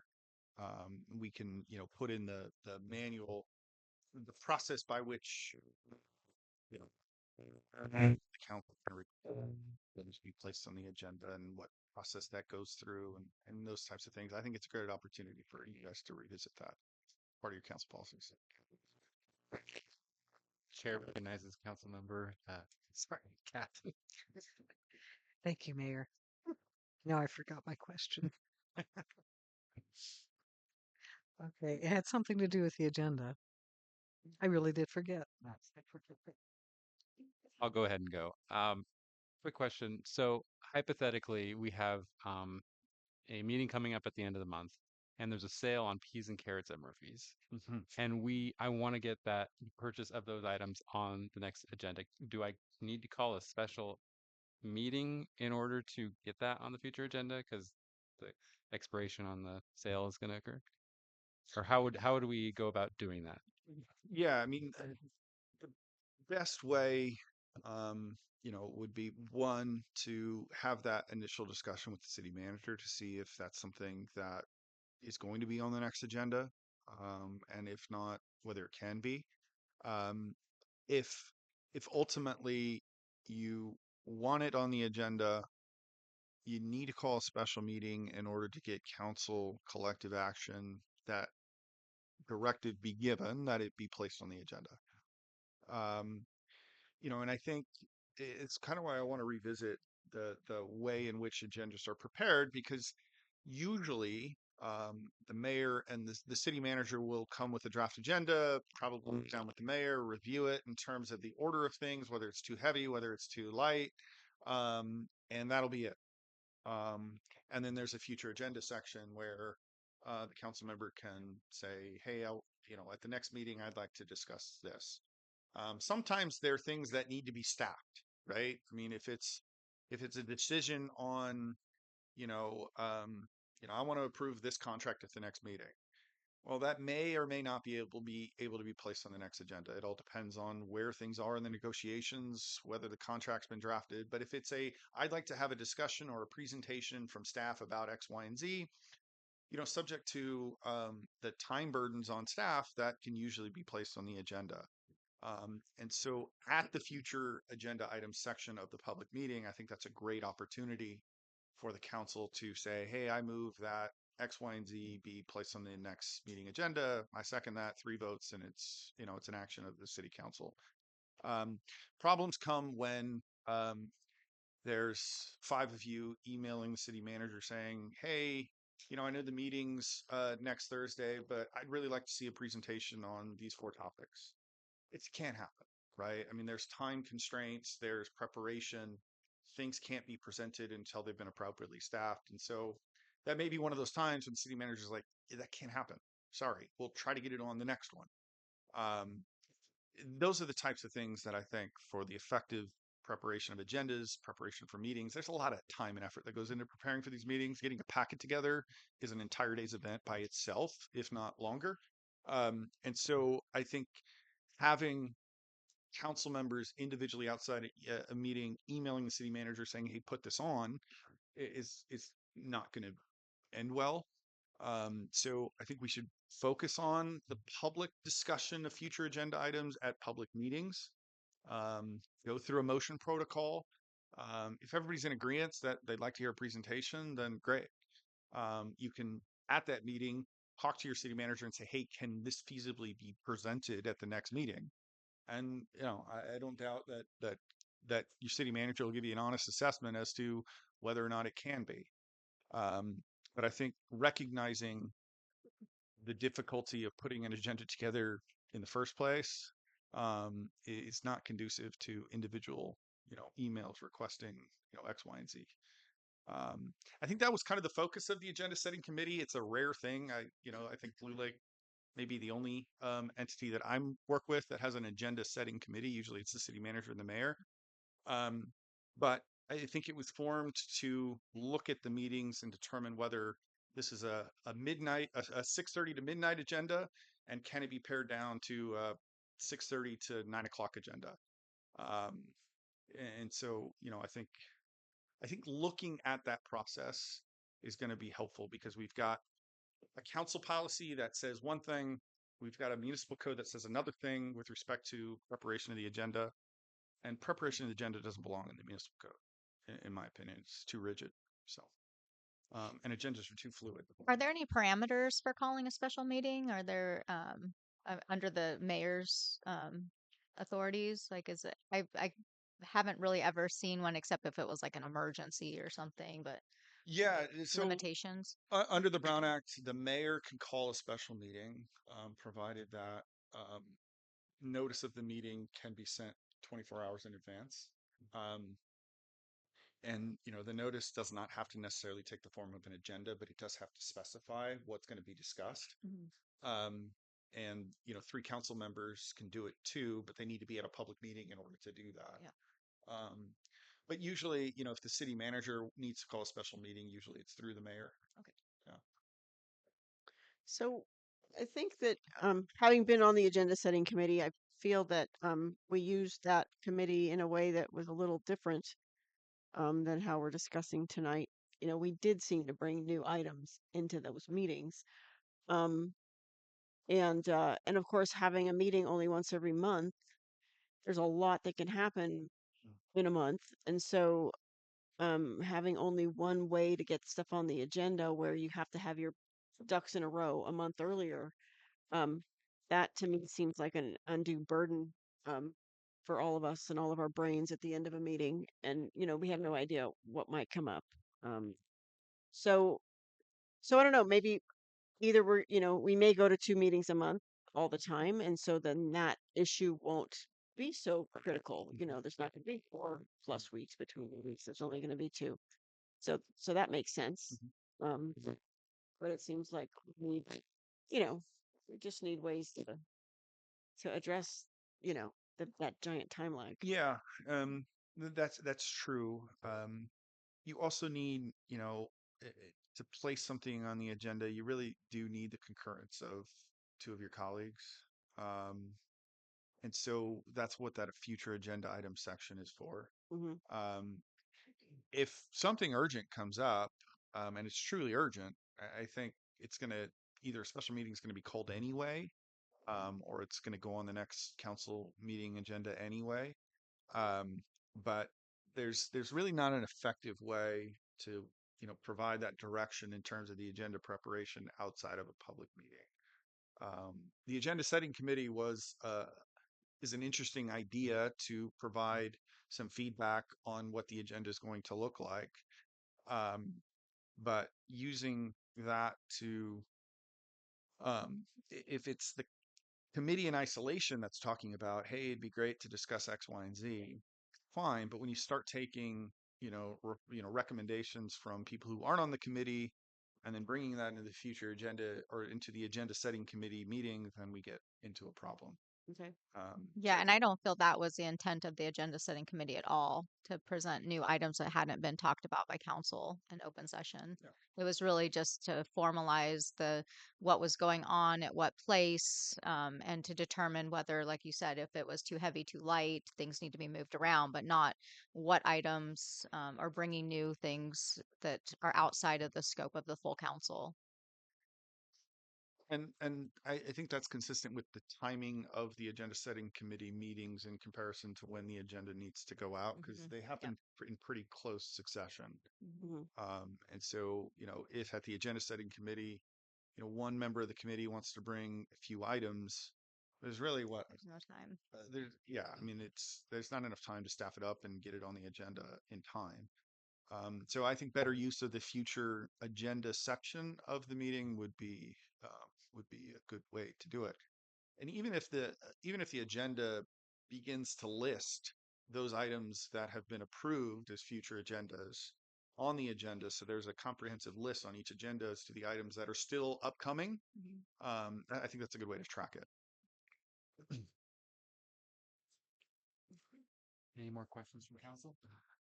Quick question, Ryan. Is there a semi-special meeting that's like not a urgent, but it's like has different regulations, or is it like? John, you just want to have more meetings. No, I don't. I really don't. I just. I can answer that. It's called the not so special meeting.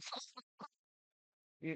So not in its technical sense, but there are workshops, study sessions, things that are described other than special meeting that are used to gather up 5 of you to discuss, consider. A lot of times there's budget workshops where the 5 of you may get together on a Saturday. This is open, and you discuss the budget. Uh, it's still a special meeting in its technical sense, but it's titled differently. Great. Yeah.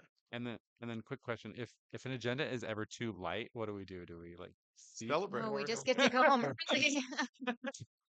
Thank you. Yeah, I mean, if an agenda is too light, you can, as mayor, cancel the meeting and say we're going to push all this off to the next meeting. Usually that happens if you have 2 a month, because you're going to be meeting 2 weeks anyway. But when you only do 1 a month, it's good to knock some things off the list so the next meeting isn't so heavy. Great. Thank you. And usually, I mean, the thing with government's kind of slow and clunky.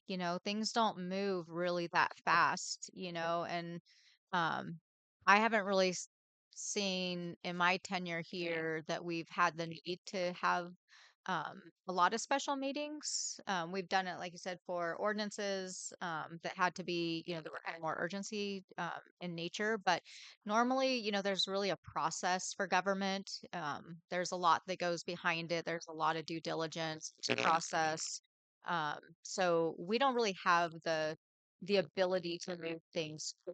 It has to be transparent and follow a very linear process too. So in that respect, I think, government just can't move that quickly.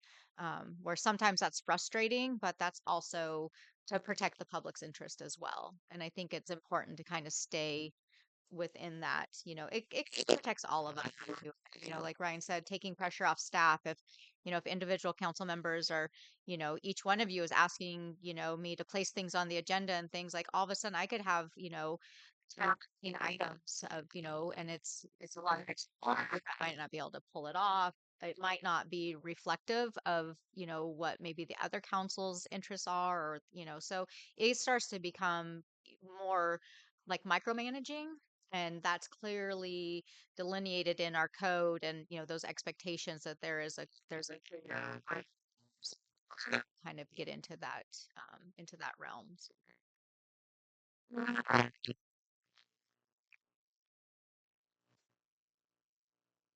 If the mayor and the city manager get together the week of setting the agenda, and the mayor feels that, well, this agenda is too heavy, I don't want this item on there, that's going to take too long, let's just put these, or whatever. However that works. Um, how do you hash that out? I mean, if there's disagreement about what needs to be on there, um, I suppose you could just put everything on there, and then at the meeting you go, well, it's 8:30 and we're done. Everybody wants to go home, and so everything gets continued. Um, but then, like last month, we really kind of got stuck because um we had two public hearings, and then we had all these folks that travel from out of town for the power transitions thing. So it's like there was nothing we could leave off. We had to do it all because of all the noticing that happened and everything. So it seems like, it's a little sticky in some ways. I personally don't ever want to be here for 4 hours and 45 minutes again. Because after a point, it just starts to go mush, and I don't feel like we're very effective. And a lot of us have to go to work the next morning. Yeah, I didn't go to sleep for like 2 that morning. Yeah. Buzz. Yeah. So I'd like there to be, some easy ways that we're not just like going, oh, we really want to stop now, but we can't. I really want to make sure that we don't do that to ourselves. Mhm. It's no fun. Mhm. Yeah, and I think council policies actually say that meetings can't go over 2 hours. You know, you a optimistic. But another thing to look at as you're developing your policies is to kind of what that goal is and what you want it to be in terms of length of meetings. Some are going to naturally go long, some are going to be short. Um, but when you're consistently seeing long meetings, then you want to look at whether or not you can be more efficient in terms of getting through the agenda more quickly. So in order to have two meetings a month, it's either one regular, one special, or we amend the municipal code to say that we're having two regular meetings. Is that right? You would, if you want to have two regularly set meetings, you need to amend the municipal code to say we want two regular meetings. If you want to say, or we're going to have one regular meeting, but we're likely, as needed, going to have special meetings, and you want to say we'll aim to do those special meetings on the second Tuesday of the month, and that's fine. But a special meeting can be called at any point. And that's what our code says, is that we reserve to use that second Tuesday for special meetings. And that's what we've traditionally done. Uh, when we start looking at, we kind of know going into, by the time we get to, next week, for the next agenda, we're going to kind of know what's kind of coming down the pike. Like I said, nothing really happens super fast. So staff is tracking projects, timelines, and expectations. And so we can, we're pretty well equipped to be like, hey, we might need that second Tuesday. Like maybe we want to have, that Tuesday to have a deeper dive into an issue. It's more of a presentation that's going to take longer. But regular business, usually goes pretty quickly. So and in the past, what had happened, we are such a small staff that, by the time we were done with one meeting, we were literally coming back and having like 6 days to start preparing for the next meeting. And it was just really wearing people down, trying to get meeting minutes. And then we were getting behind because we were just not being able to turn stuff out because not only was your city clerk, but they were also accounts payable and, utility billing and all these other things. And, city manager, I'm trying to get agenda reports and manage staff. And, we just were really starting to kind of lose our functionality at that point. So we went to the one meeting with the reservation of the second. And I think as you guys start to kind of pick up, process, I think, you'll be okay. But I do think, a reasonable expectation is that a meeting will probably go till 9:30. That seems kind of where, when I look at back at the meeting minutes, we're kind of, 9:30, 9:34. It's kind of our timeline. Obviously, the last meeting, there was a lot with, the tiebreaker and everything that went into it, but that's not typical of a regular meeting. So can you talk a little bit more about working sessions? I think that's what you called it, a work session or a study session? Yeah, there's nothing special about them. Except they are a special meeting. Mhm. It's just a different agenda. Usually it's not decision related topics. It's discuss and consider the annual budget, or um, discuss new wastewater rates. And it's an opportunity outside of a regular meeting where a decision is normally expected at the end of the discussion to have a more exploratory discussion amongst yourselves about what you'd like to see, when this can be ready for decision, whether or not the budget needs more work or whether it's ready to go to a council meeting for approval. It's an opportunity to really have a um, working discussion where a decision is not looming. Okay. A lot of times discussions they go and everybody's waiting for somebody to make a motion. Mhm. Working sessions, the expectation is you're coming in just to talk. And maybe it's a little bit more open, maybe it's a little bit more freeing, and usually usually it's on a Saturday or just a time when there's not a huge time crunch. But there's nothing in the Brown Act that defines study session working group. It's just the five of you can get together for any reason as long as it's open, publicized. Mhm. And so it's just an opportunity to say our agenda is we're going to talk about X, Y, and Z. Mhm. And then are minutes taken? Should it be recorded? Can Um, be. Usually there's no action, so there's usually not something to record in the minutes, mhm, other than the council had a general discussion about X, Y, and Z. mhm. It kind of depends on the detail of your minutes and how detailed to be. If they're recorded, that's great. There's a record of the fact. So Uh-huh. And should there be a recording? Like if we record our regular meeting, should we record all of our work sessions you too? don't have to, but you can. Um, and you know, yeah, you can. It's up to you. Uh, a point of order, Mayor, if I may. We have been on this slide for some time, and I think perhaps we can make our way back to that. I think these are wonderful questions, and I kind of suspect a future agenda item might go along the lines of, hey, let's take a deeper dive on some of these topics. Sure. Is that okay? Absolutely. I was going to bring up, we are at the, 1 hour till 9:30 Yeah, mark. I think I've Um, got a couple slides before we left. move on, does anyone have any questions? And Ryan is here to answer your questions. I want everyone to have their questions answered. But just so everyone is aware, we are, um, winding down.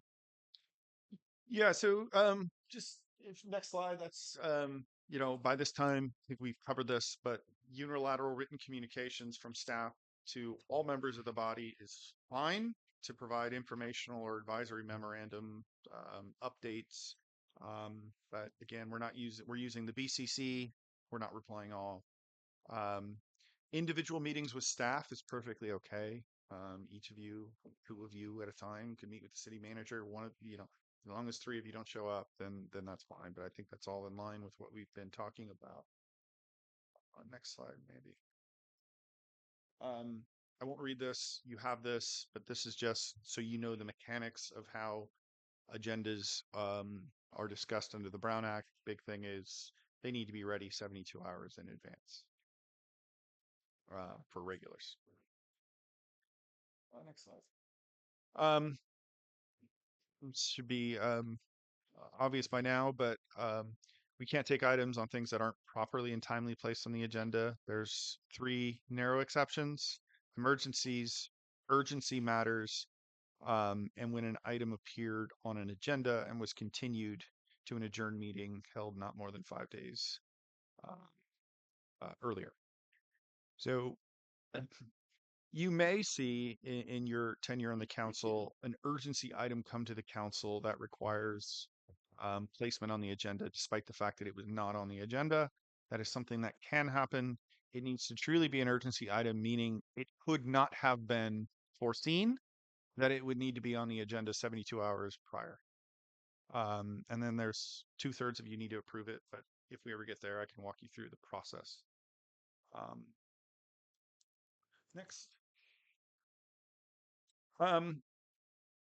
Couple, as we all know, the public is welcome and authorized to attend all meetings, except for closed sessions, which we know.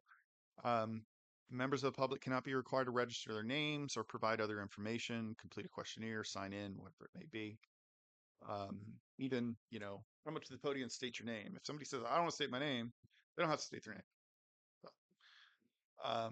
the public has a right to record the meetings. They can, have their phone up the entire time, recording everything that goes on. And I touched on this, but any non-privileged material distributed to members of the legislative body before or during a meeting must also be made available to the public at the same time. Next. Public comment. Public comment is always on the agenda for non-agenda items. Every regular meeting has to have that. Special meetings do not, but they typically are nevertheless. Public comment has to be on agenda items for business items, and the public needs to have an opportunity to participate prior to action by the council. We can adopt reasonable regulations such as the 3-minute rule, so long as they are applied in a fair and equal manner without respect to the viewpoint of the speaker. Ryan, can you just clarify the council's interactions with public comment, like when they should or should not Yeah. be engaging back? Next slide. That's next thing on the next slide. You're so good. Responding to public comment, as a general best practice, members of the legislative body should not engage with members of the public during the public comment period. This is especially true regarding items not appearing on the agenda because they're not agendized. But members of the legislative body may provide a reference to staff or point the speaker to resources for factual information, or there can be a discussion as to whether or not that particular item being brought to the council's attention should go on a future agenda. We don't engage in back and forth, especially on matters of substance. One, because the council only speaks through collective action. And so if one council member answers a question, it may not reflect the views of everybody else. It's an efficiency thing too. We need to get through it. And oftentimes the answer is not readily available. Oftentimes public comment take the form of people coming, believing that they can engage and have their questions answered. And at that point, it's the best approach is to direct staff to follow up with the individual to answer their questions. Ryan, quick question. So hypothetically, if there was something that came up during public input and I was like, that's a great idea, would I wait until the end of the meeting to propose that as a future agenda item? Or what would be the... I think you can, You can absolutely say that's a great idea. I think we should have that on the future agenda item. But when the future agenda item section comes up, that would be your time to, ask your colleagues for their endorsement of putting it on a future agenda item. Right. Yeah. Thank you. As far as the engagement, they should not engage with members of the public during public comment period. What about seeking clarity, asking a question to clarify the issue? It's okay. Is that That's yeah, and also if the question is, I heard there's going to be a public event at the park. Is that true? It's perfectly fine to say yes. It's going to be Saturday at 9 o'clock. We're talking about engaging with the substance of the comment, um, and there's nothing legal that prevents you from doing it. It's not a good practice. So I think the way I kind of keep it clear in my mind is when the public, their ability to participate on agenda items is by what they see on that agenda. So if someone brings up something that's not on the agenda and the council then starts to discuss it, comment back and forth, all of a sudden it becomes you're you're discussing something that the full public didn't have access to or didn't know you might be discussing because it wasn't agendized.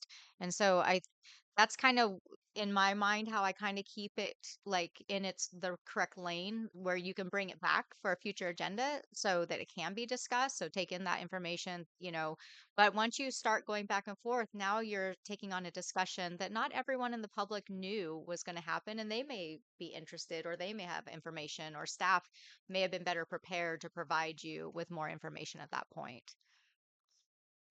And then one more hypothetical. If I was like, can I say we can talk about that after the meeting? Okay. Good. Just yeah, want I to make mean sure that. you and the speaker can. Great. Thank you. Yeah.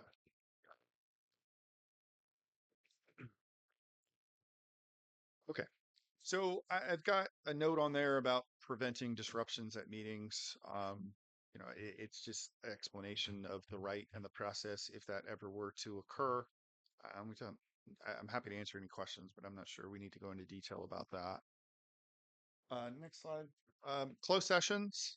Um, Closed sessions can be done. There's narrow enumerated reasons and why the council can go into closed session. You cannot go into closed session for anything that you want just because it's sensitive. But they need to be agendized. And discussion on an item in the closed session that isn't within the bounds of the closed session item is unlawful. So generally speaking, if I'm at a closed session with you and you start getting a little off topic, I'll try to steer you back in, because if it's something that should be discussed in open session, we need to end that discussion and move back out to open session. Next slide. These are the primary closed session topics that you're going to see. It's not the full list, but it's the most common. Conference with legal counsel regarding pending or anticipated litigation by or against a public entity. Importantly, you can't, just because something may theoretically result in a potential liability exposure doesn't mean that it's ripe for closed session. It needs to be, in my estimation as the city attorney, likely that we're either going to sue or be sued before we can go into closed session over liability concerns. Otherwise, unless it falls within the attorney-client privilege, even my advice to the council needs to occur in open session. Liability claims is somewhat different than litigation claims. Liability claims are going to be claims submitted to the insurance company and their deliberations on those claims. Real estate negotiations on price and terms of payment can happen in closed session. That doesn't mean we can negotiate in closed session. It's providing direction to your negotiators to then go forth and negotiate with the opposing party. Public employment. We can meet in closed session about the appointment of particular employees. We can meet in closed session about public employee evaluations. As a council, your evaluations are going to be of those persons that you have direct oversight over: city clerk, city attorney, city manager, treasurer if one were appointed, or if we have one. You cannot do public evaluations on subordinate employees. The city manager is tasked and delegated that responsibility. You can resolve, in certain instances, disputes between employees, grievances, and act in a adjudicatory capacity to resolve disputes between two employees. It's pretty rare, but it can be done. You can conference with your labor negotiators. Usually that's over collective bargaining agreements or negotiations with your city manager, city clerk, city attorney about compensation. And you can go into public session about threats to public services or facilities and hope we never have to do that.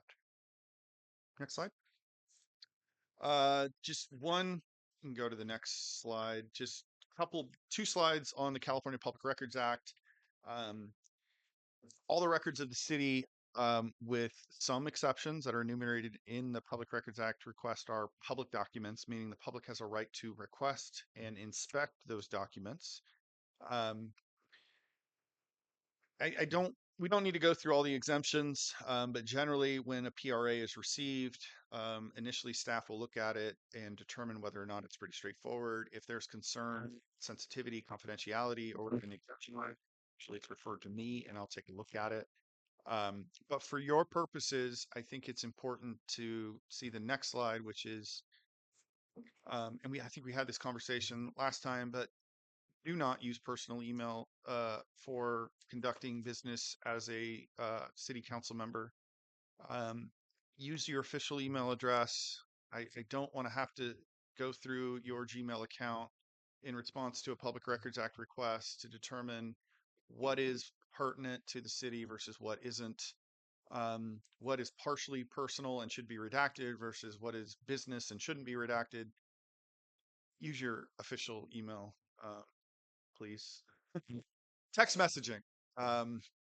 You text message a lot. That's the way we communicate now.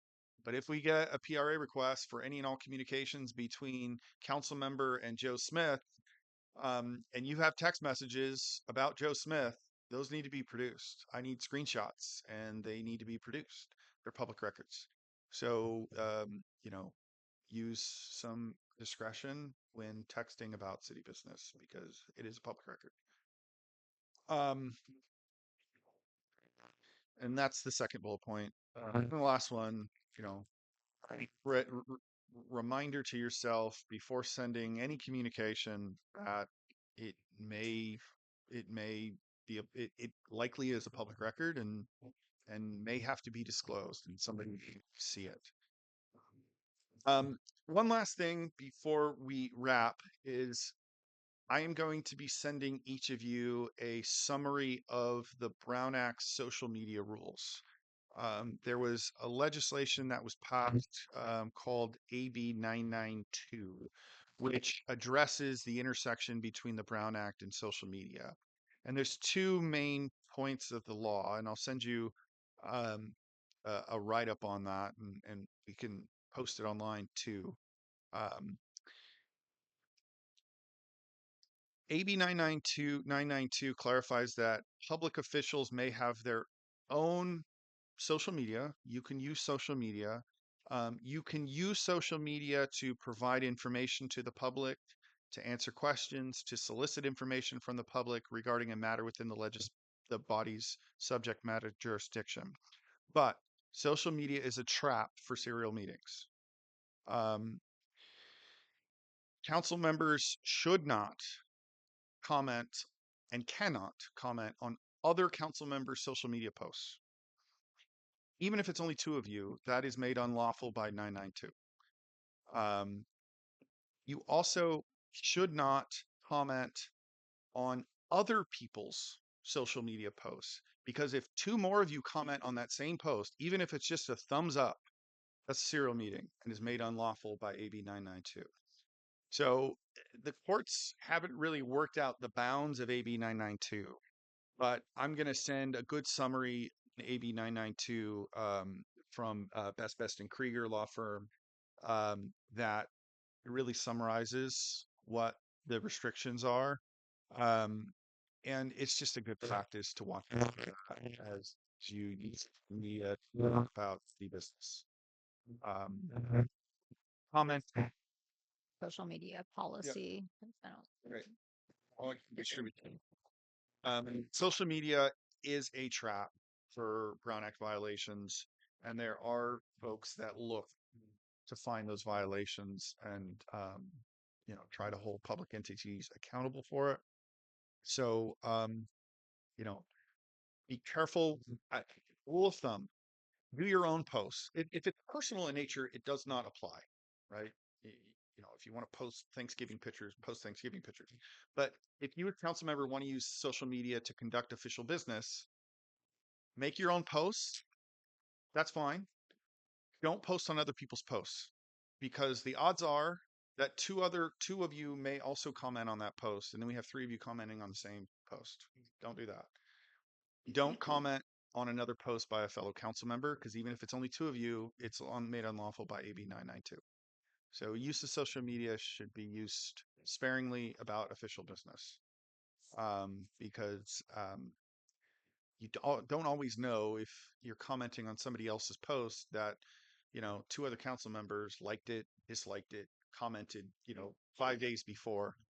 So as a general rule, just avoid those traps for social media or serial meetings. But I will send that summary to you. And if you have any questions about anything in particular regarding AB 992, please let me know, and we can try to clarify it for you.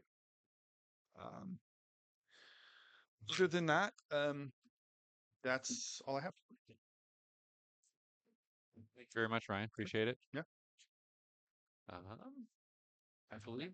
Do we need to open that up for public comment or anything like that, or We should. Okay. Yeah, it was agendized. Let's go ahead and open that up for public comment. Does anyone have any comments?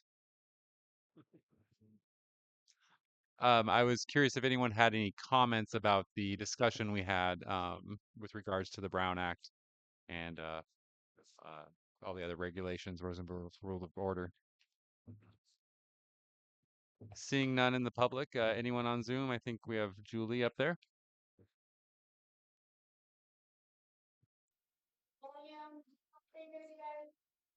Yes. Awesome. Thank you for the presentation. I listened to the Brown Act throughout the county. I know ours is very eager for specific things that I think are kind of our managers. Key points that she wants to keep our council in line with. So please always reach out to our lawyer. You guys make sure you are using all the rights that you have, and that you're not ever feeling pressured that you don't have those rights. Please get clarification from him. I do appreciate that you guys also study up on the act. I have no doubt in my mind there is no way in this world you're ever going to make as many mistakes as the past councils have. It's amazing to me that the stuff that happened during COVID 21, 22, when our movies were redacted, never even public access because of how council was conducted, that was even permitted or permissible at all. I have total faith in you guys. Just saying, so don't take this too heavy on your shoulders. There's no way we can go backwards from here. Thank you. Anyone else on Zoom or any other people in the public? Seeing none, I'll go ahead and bring it back to council. We'll just go ahead and move on to item number 6 then, the city manager report, review, and discussion. Looks like we have a question from Councilmember Napier. Were we going to cover Rosenberg's rules, or we'll just kind of move on from the reading material we have? Yeah, I didn't include much of it.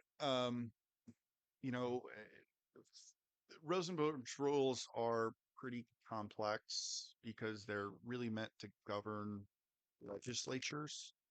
But I can, touch on it briefly. The main thing for Rosenberg's rules, there's a pocket guide that I'll be happy to send all of you.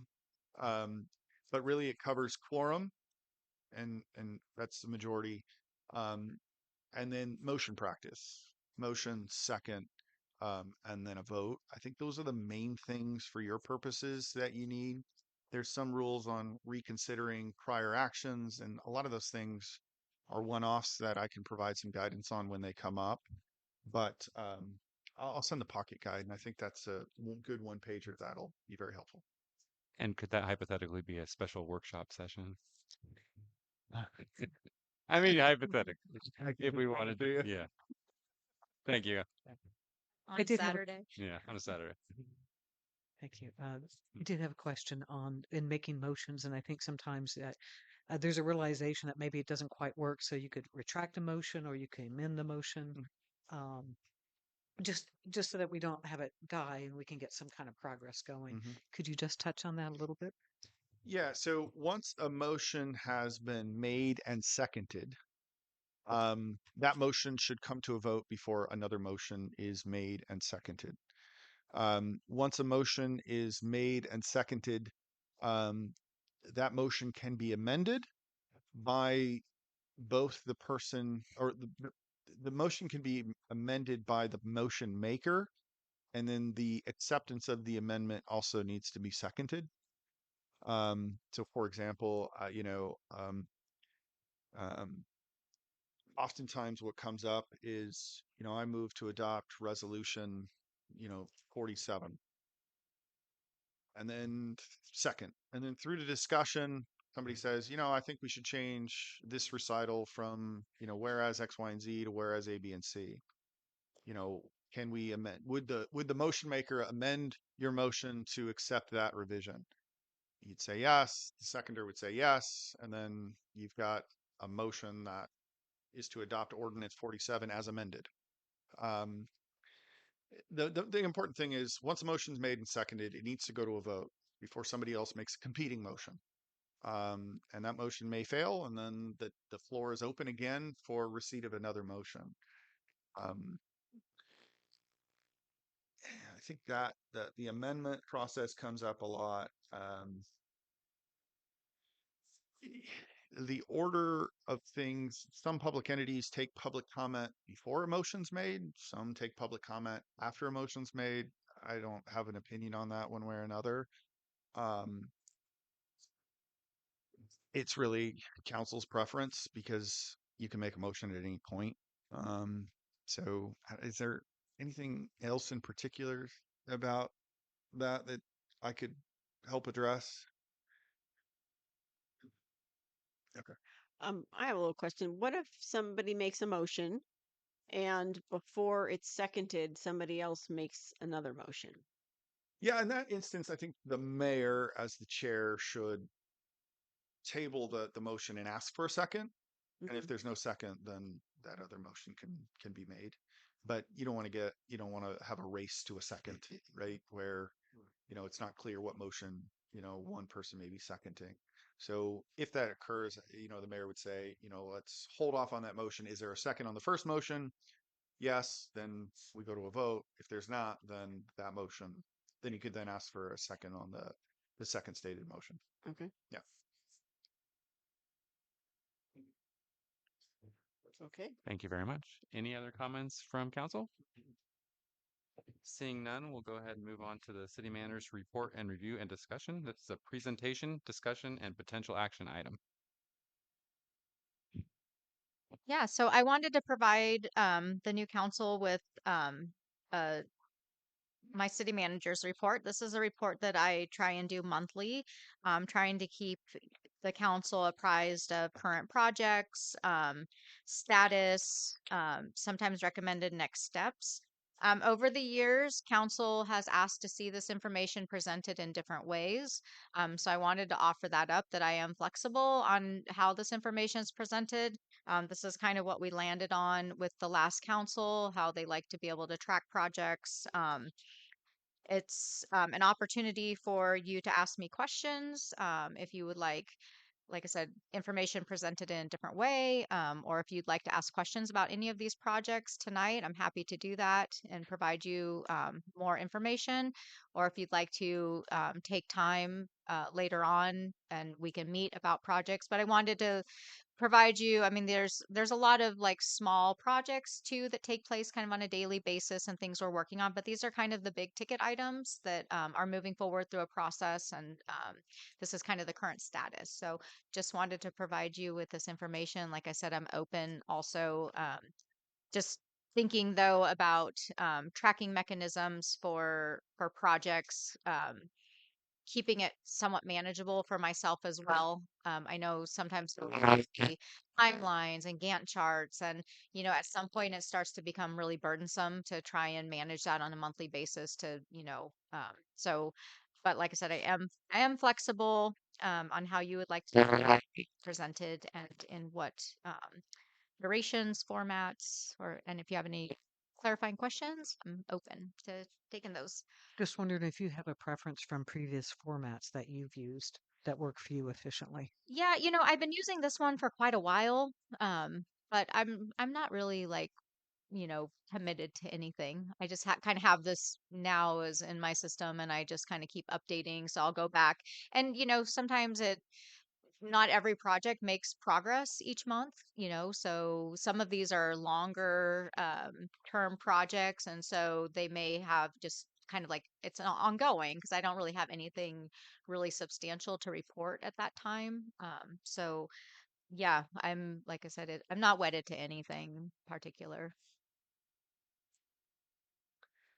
Having used this before, I would ask that anything new for the month it's being presented is made in bold print so that um 'cause I found month after month I'd be reading this and I'm like, hey, this looks really familiar. Is this new? Is this different? And in order to figure that out, I got to go back to the old one and read it too. And I'd really just like to be able to take a glance at it, go, yep, town square. Here's the bold piece at the bottom. That's what's going on this month. So that would help me to be more efficient in reviewing your reports.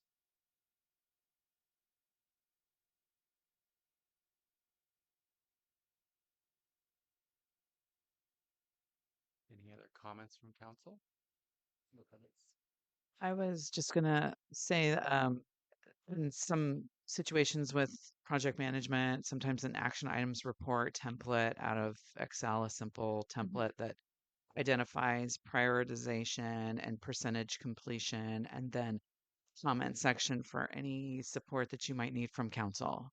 Okay. I mean, I'm not saying that that's just an idea, Hmm.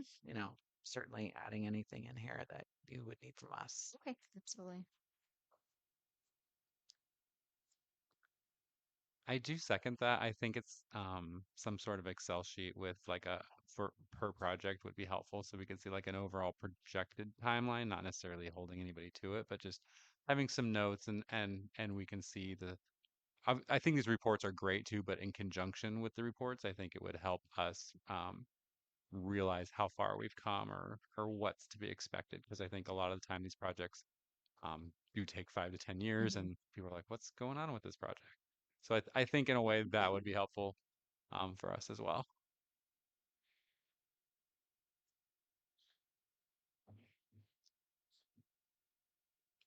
Any other comments from council on presentation?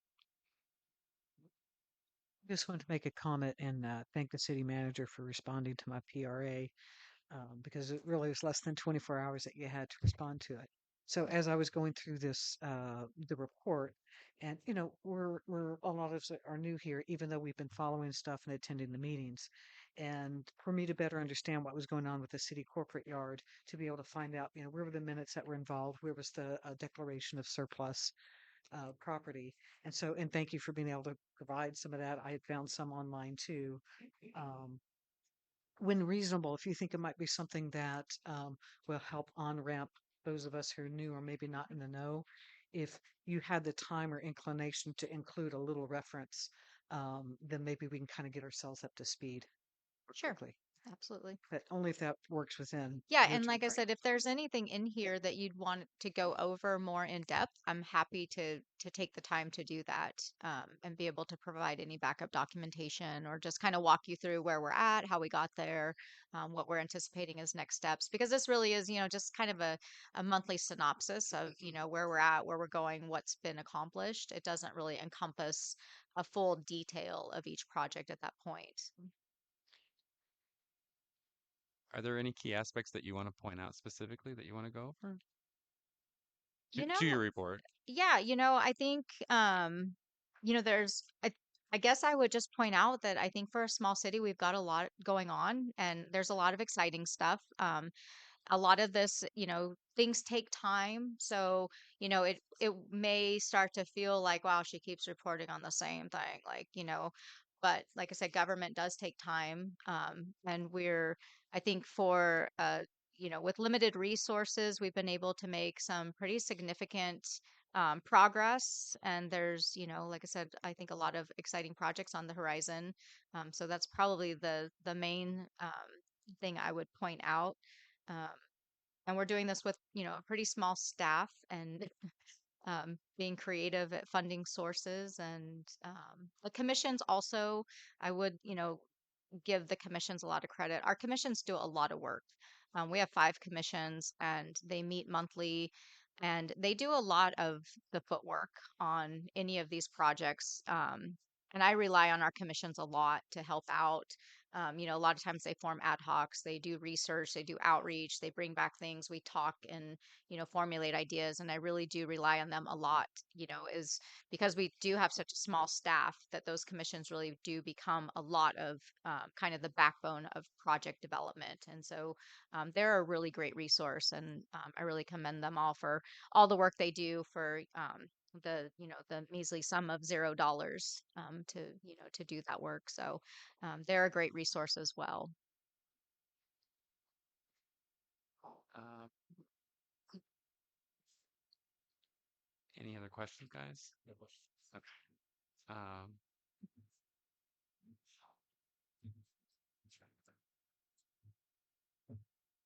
Are there any specific fundraising strategies planned for the bike park besides the raffle and the sweatshirts? Yeah, so right now I'm writing 2 grants. I'm writing one to the Headwaters Fund for the bike park and one to Coast Central Credit Union. It's kind of a small community grant. I'm probably going to be asking for about 50,000 from Headwaters and probably 10 to 15 from Coast Central. We're also planning a bingo fundraiser at Prash Hall probably in the spring. We had a bike donated. Revolution Bikes was able to secure a really nice bike that can be part of a larger raffle. So we want to try and kind of combine that to bring in more people. I think the bingo fundraiser will be really fun. Um, and then we're just continuing to seek donations and sponsorships. Tax season's coming up, so it's a great way to, make a taxable, write off to the bike park. So, we're continuing to outreach to companies and um, the community in that way. So yeah, we're just kind of working a lot of different angles. This has all really been through fundraising efforts and just trying to find resources where we can. We've got some really good partnerships. Humboldt Skate Collective is working on different fundraising aspects. RCMBA is another partner that's also working through their network of members to raise funds as well. So those are probably the kind of the 3 main items that we have on our radar right now. Is that $75,000 figure, is that for the estimated cost of the rest of the paving, or that's part of what was already done? It's a portion of what we have already done, and then the majority of that would be for the rest of the paving.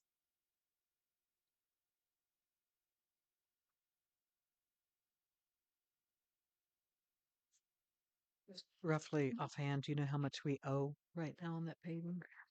We owe $18,000. Thanks. We're on a payment plan, a fundraising payment plan. Last question on that. Is there any long-term strategy to continue to like do repairs and stuff on it, or will it be Yeah, like a absolutely. So the bike park will be become one of our recreation facilities. So we've been working with our risk managers for a number of years to design and bring and fold the bike park into our recreation portfolio. So bike parks are becoming a very big ticket item, hot ticket recreation feature for a lot of cities. And so Sierra, who is our risk managers, they have several entities that have bike parks. So we started out by having that conversation, is a bike park manageable? Can it be insured? And how would we go about doing that? And so they said, absolutely. But there's steps you have to take. It has to be signed off by an engineer. You have to have certain, signage. You have to have, certain aspects of safety.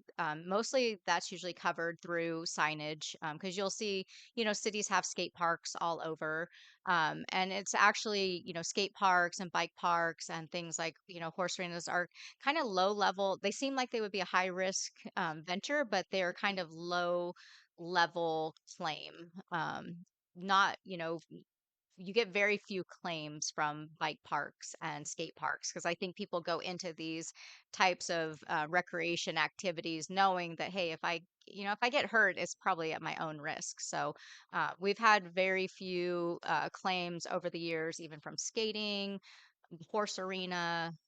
We've probably had more from people falling off a slide than we have from any of those activities. So Sierra has been great at helping us through that process. So our bike park is engineered.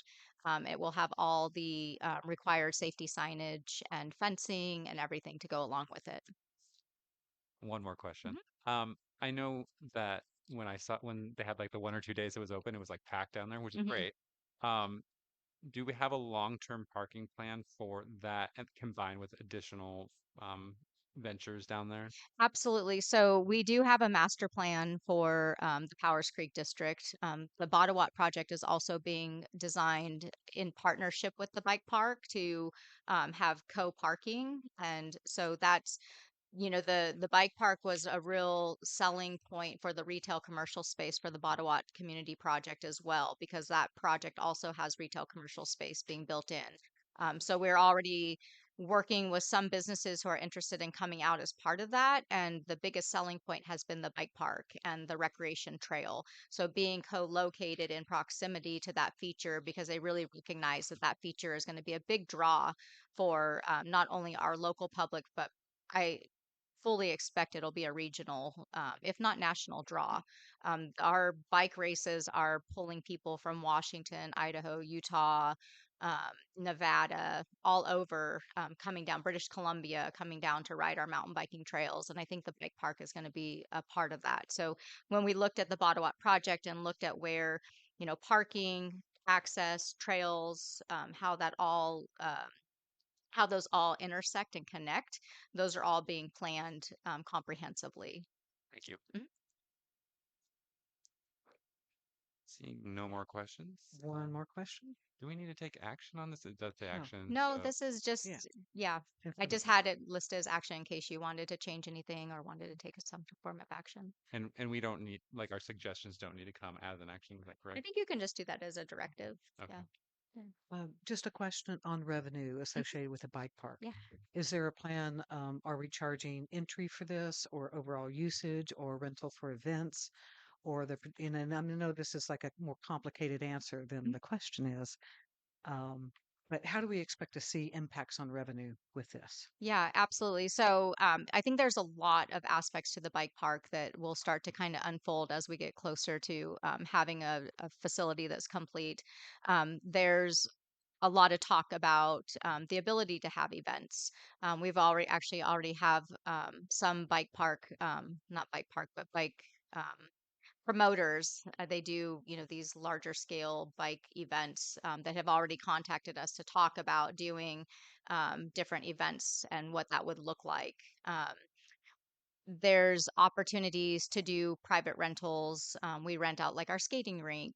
We could, look at birthday parties or different aspects as well. But I think the biggest thing that we see with the bike park, like our other recreation features, is it's really what brings people out to Blue Lake. And once they come out to Blue Lake and they're out here playing, recreating, riding bikes, they start to get hungry and thirsty. And, it's like, oh, I take a little break and go uptown and, oh, there's a coffee shop or there's a little shop. So they start spending money in our community.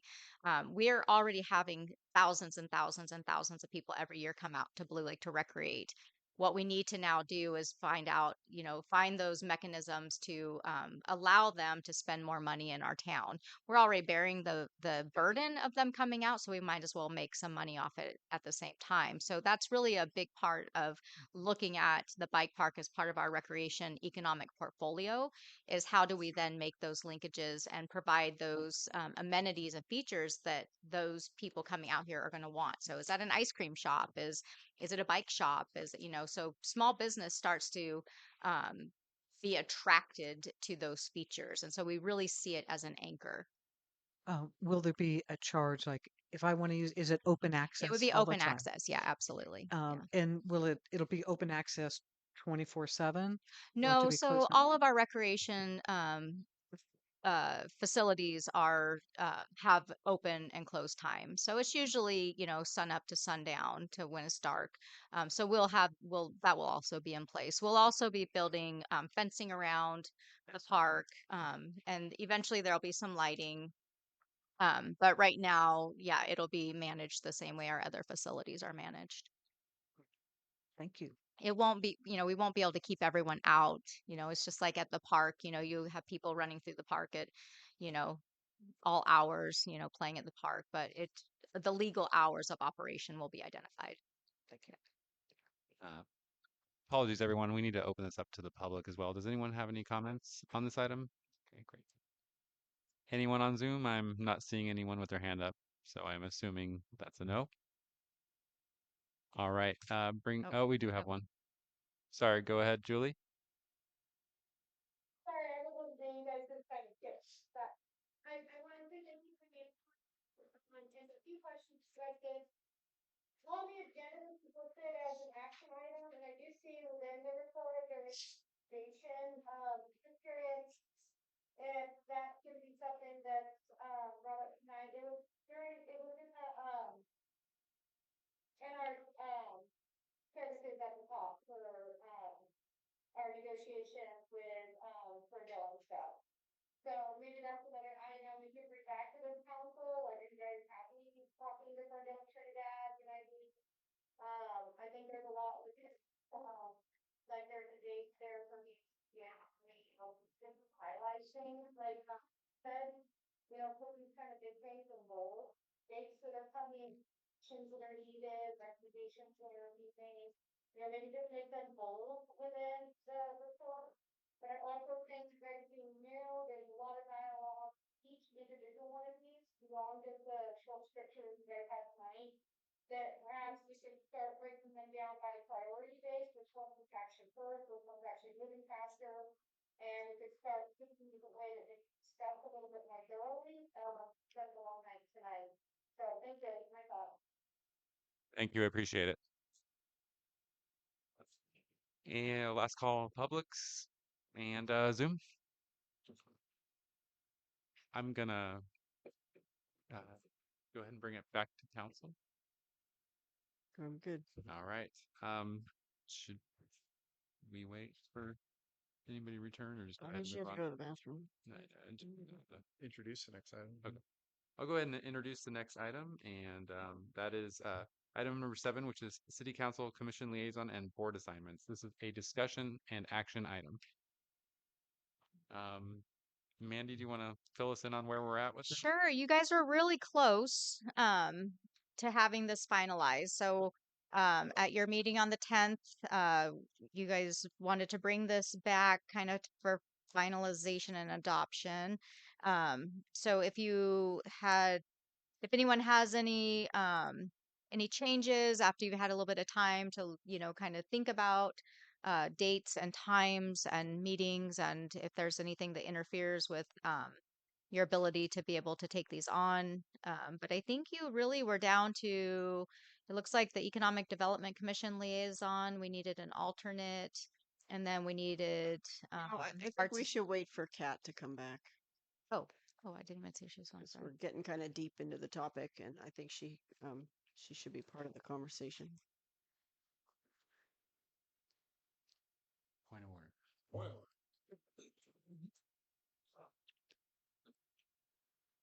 So we're into the committee assignments, waiting for your input on there. Um, City manager, go ahead and continue. Yeah. So I think tonight is just your opportunity to kind of finalize this, and um, so we can kind of get this adopted and make sure that all the different JPAs and boards and everything have the proper contact information. And so if you guys want to make some changes, or like I said, I think it looked like economic development didn't have an alternate, and I thought we had another one. I thought REDEC maybe, but yeah, that's usually the mayor and the mayor pro tem, kind of. But yeah, so if you guys had any questions or changes, or now that you've had some time to look at that. I wanted to share that I reviewed a couple different parts of the meeting on the video, and I feel like we kind of lost focus on our process for picking these. So hopefully, if there's any issues, people are open to making some adjustments. I did notice there was something, the economic development I had written down. I sat next to Kat, so maybe that's why I heard her say she wanted to be the alternate to economic development. So I did have that on my list. And then myself and Michelle were on an email that came from Tony about the Humboldt Waste Management Authority. Michelle's volunteered to do that in email, Mm-hmm. but I think that we need to make that official here with everybody in the room, because it needs to be a group thing. So Let's go ahead and I'd suggest we have one person recording all this instead of Yeah. all of us doing it. So I'll go ahead and designate the city manager to go ahead and write the changes in. And then we'll go ahead and just review that quickly and then make sure we all agree upon it. Thank you. Does anyone have any changes that they'd like to make or be added to anything? Or suggested changes, I should say. I think I would I don't necessarily have a change. I'm just going to stay where I am. And if you need an alternate for the economic development Blue Lake one, you could pencil me in for that.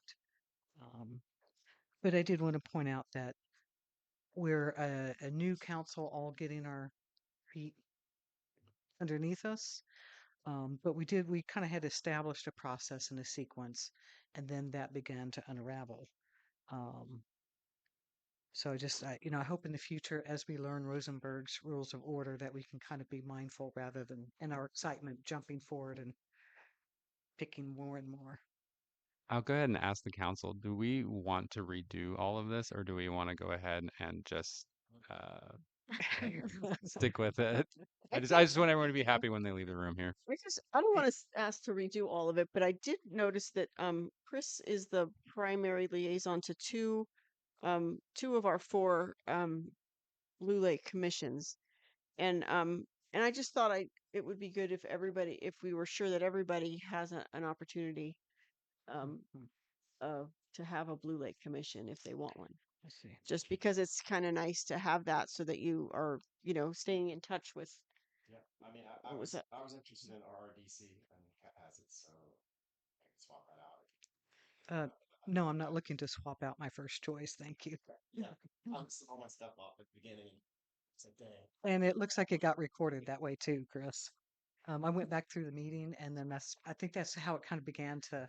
One of the ways it devolved is there was the first, out of the gate list, and then Michelle had a list, and It's and those always a kinda little go. unruly, honestly. And again, I'm not trying to revisit that. I'm just trying to establish that the process did disintegrate, and we need to kind of acknowledge that within ourselves, that we'll be more mindful in future and how we can kind of communicate that to assist each other.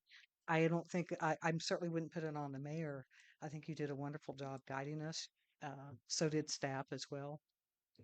Yeah, it's Um, our first time, so so we can all agree. that said, if you wanted to swap out on primary and alternate on Economic Development Commission, I could do that. That way, I really could be kind of more in touch here. With which one? Economic Development, With swapping out with regional. alternate and primary. Oh no, I'm not gonna lose. No, I've only got one primary, so I'm not gonna go down to one primary. I'm happy with two primaries. I have a ton of alternates, but I'm very comfortable Okay, with two well then you can primaries. keep your total of 7 and the Okay. rest of us each with 4. And we'll just move on from there.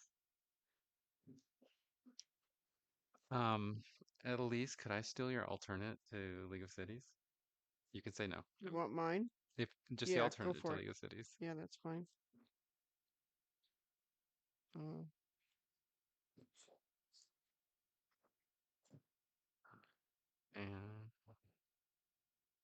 And Michelle, just to confirm, you are fine being primary on HWMA. Is that correct?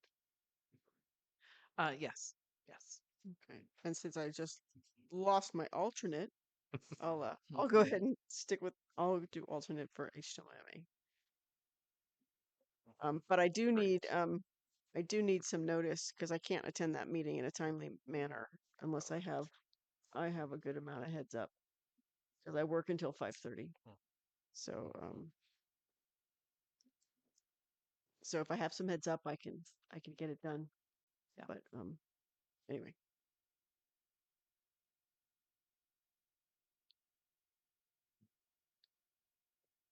Well, you guys actually, let's see, Mayor Slugger, that's just, I think you guys have it if you're comfortable with it. I think that's, I make a motion to approve the city council assignments of 2024. I second, please. I second. We have a first and a second. All those in favor say aye. Aye. All those opposed?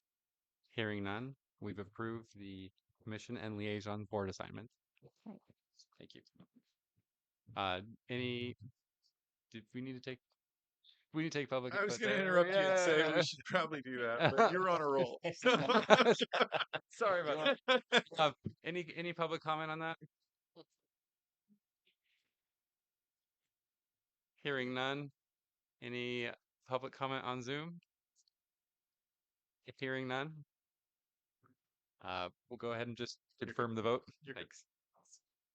All right, moving on to item number 8, City Council Agenda Setting Ad Hoc Committee Discussion. This is a discussion/action item. City Manager Megan, would you like to go ahead and fill us in on this one? yes. Sorry, I just wanted to take a picture of that. So I don't lose it. Ad hoc committee. Yeah, so this was another item from the December 10th meeting to bring back. We've had a lot of discussion, I think, about it tonight. And I think this is just an opportunity to kind of clarify this position. The code talks about the mayor and the city manager doing the agenda. In the past, we did put together an ad hoc committee. I don't know that it's fully necessary. I think it's fine as long as we kind of stay within the rules and guidelines. I think once it starts to kind of move out of its lane, that's when we start to have problems. Really, what I see the agenda setting committee, like I said, is looking at the order of items, looking at the number of items, thinking about timeframes and whether we need to move things, request a second meeting or something. But really, it should be a pretty straightforward process, and it's an opportunity for the mayor and if you wanted to add a second council member just to be a part of the process. So I think that's always fine. But I think having that clearly defined role of what it is important. Well, I'll go ahead and ask council, what do you perceive the agenda setting ad hoc committee doing? And then I guess Ryan, I'll let you weigh in if we're not understanding what it is. Thank you.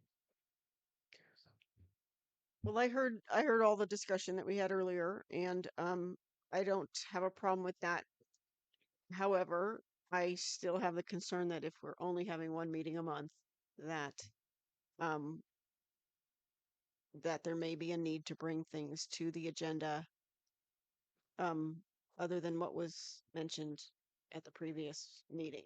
So I don't know if we could explore ways to get that done that are compliant with the Brown Act, that are agreeable or not. Um, yeah, and I just sorry, I mean my thoughts on the topic. I mean, there's a bit of history, just in terms of how we were doing it, and things would come up, resolutions, and I recall Adeline bringing in a few things that were like recognizing this day or that day or whatever that hadn't um, previously been there. And I think the idea of keeping a running list under that agenda item is a good one. And if Mandy could let us know what she has on her future agenda list ahead of time, that is very helpful. Um, and I'd like to suggest, some change, some methods if we do have the agenda setting committee, ways to communicate, so we don't get surprised the week that we're building it with things. So,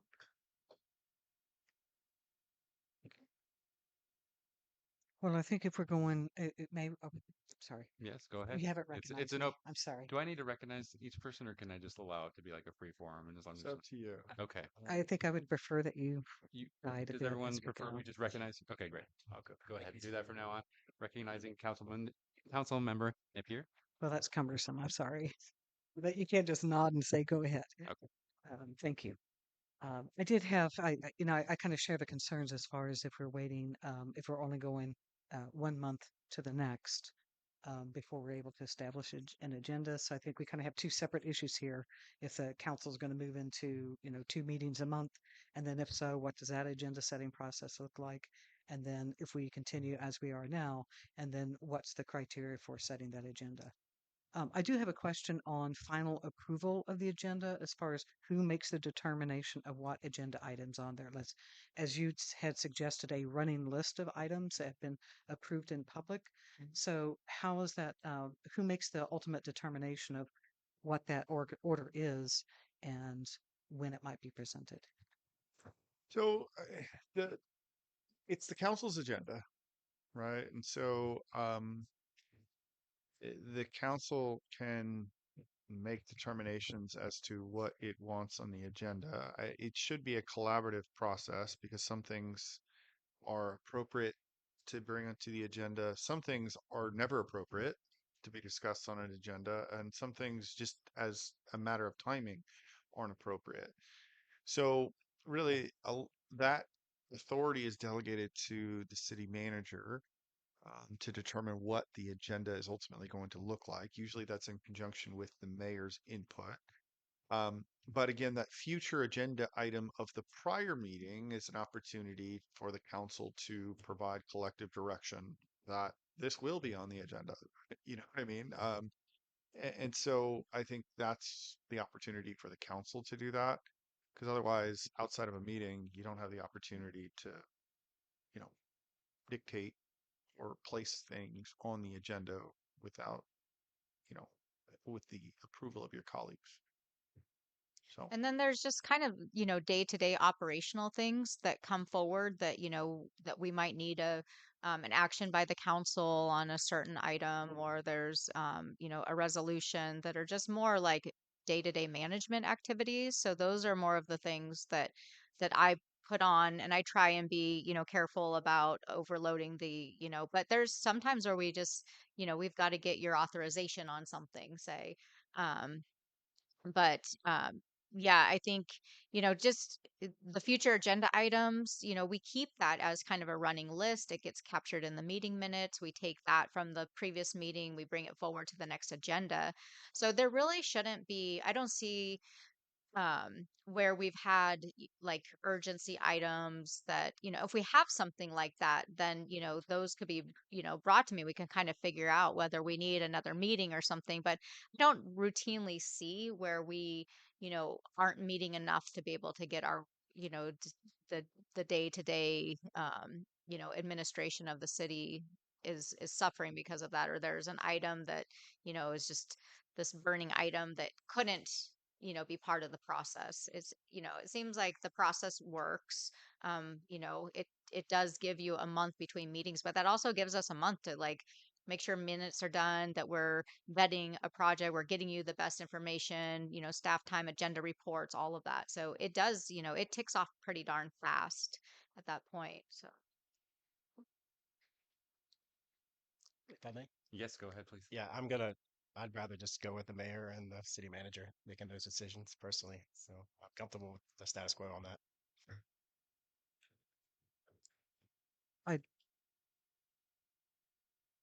I think you had a comment, sir. No, go ahead. I succeed to or succeed. Well, I think that having I think it establishes a good balance to have an additional representative from the council. And again, being that this council is rather fresh in these seats, I think that it can be helpful to bring back that information on what that process is like. If it becomes too cumbersome, then we could revisit it. But I don't know if this is an action item that we're supposed to be taking right now. As far as I assume that our agenda setting is going to become a future agenda item, or are we deciding now, since we have another meeting coming up, who will be involved in this next agenda setting? well, you guys have a placeholder for a future agenda item, so you'll discuss that under number 12. Mhm. But this is a designation of the agenda setting committee, and whether you want to stick with the municipal code that identifies the mayor and the city manager, or if you Mhm. want to create an ad hoc, which I adds two. So And I this think is an you need to action. clearly define what the roles are of the agenda setting committee. I had a quick question about the Mhm. history, not a lengthy one, but if you could just fill us in on why it was created and then like why we would get rid of it now. Yeah, so it's in the code. It's always been an option. In the past, there wasn't really an interest necessarily by the council to participate in the agenda preparation side of things. Like I said, it's not the role of the agenda setting committee isn't to bring new items to the agenda. It's just to look at the order of business and then, to work with the city manager if they're, if things need to be moved around. But it's not to bring new items that you guys haven't agreed to. Um, and I think when we put the ad hoc together was during a time where there was questions about transparency and how things got on the agenda, and um, if there wasn't enough input by the council. And so I think I was actually the one, now I'm kind of kicking myself, that brought this and said, hey, why don't we, bring this back? And that way it's not just me. I was trying to honestly just provide myself a bit of cover. So it was like, no, there's other people participating in this process. It's not just me determining or dictating, the council's, what the council sees. So I was wholly comfortable, and I'm still wholly comfortable with having, that. But like I said, it just does need to stay within the process, because otherwise you're clearly acting outside of your scope as council as well. And you don't want to do that. That's what protects all of us, from making sure that we're doing things correctly. So if you want to have the it's great. It helps me out as well. But let's just kind of maintain the established rules. I have a comment. I'm just gonna um, say that I think that the ad hoc committee is, if there's already a process in place to establish the agenda, that rather than complicate things, I would like to see how things move forward in the next coming meetings to see how that works. But I would like to say that I would like to see the order of things be different Hmm. on the agenda and to include old business or unfinished business in there somewhere. But yeah, I'd like getting approval of the agenda minutes and then um, moving forward with new business and, then old business. That's kind of just the format that I'm used to. But as far as if there is a process and that we have a process with future agenda items at our disposal, then I'm my recommendation would be to just move forward with that and see how it goes. Bring it up again if we need to. I'm not sure what you're saying that is. Yeah, me either. Oh, without the ad hoc.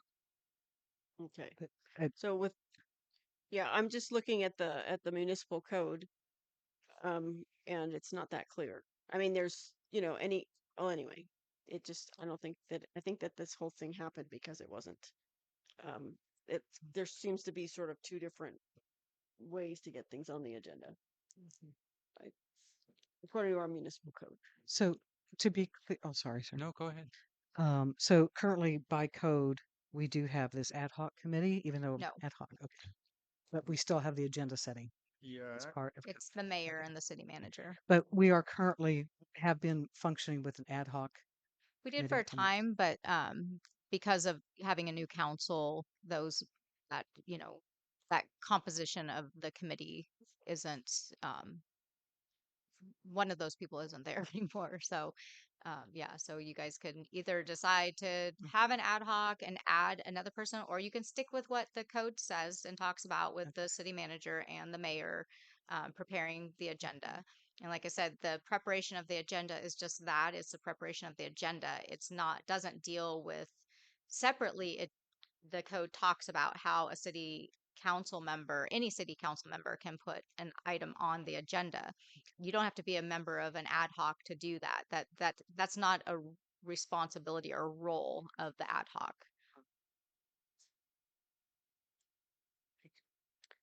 Well, my preference is to keep it as an ad hoc committee. Um, and if after a few months that doesn't seem to be working out, we can revisit and we can dissolve it. And maybe if when we get to our reviewing our council manual or whatever you want to call it, when we get to that, if we want to create something different, to bring it in line with the municipal code, we can do that. But I don't feel that because the council has changed that we should dissolve the committee because Adeline's not here anymore. John's here, so John can serve on that.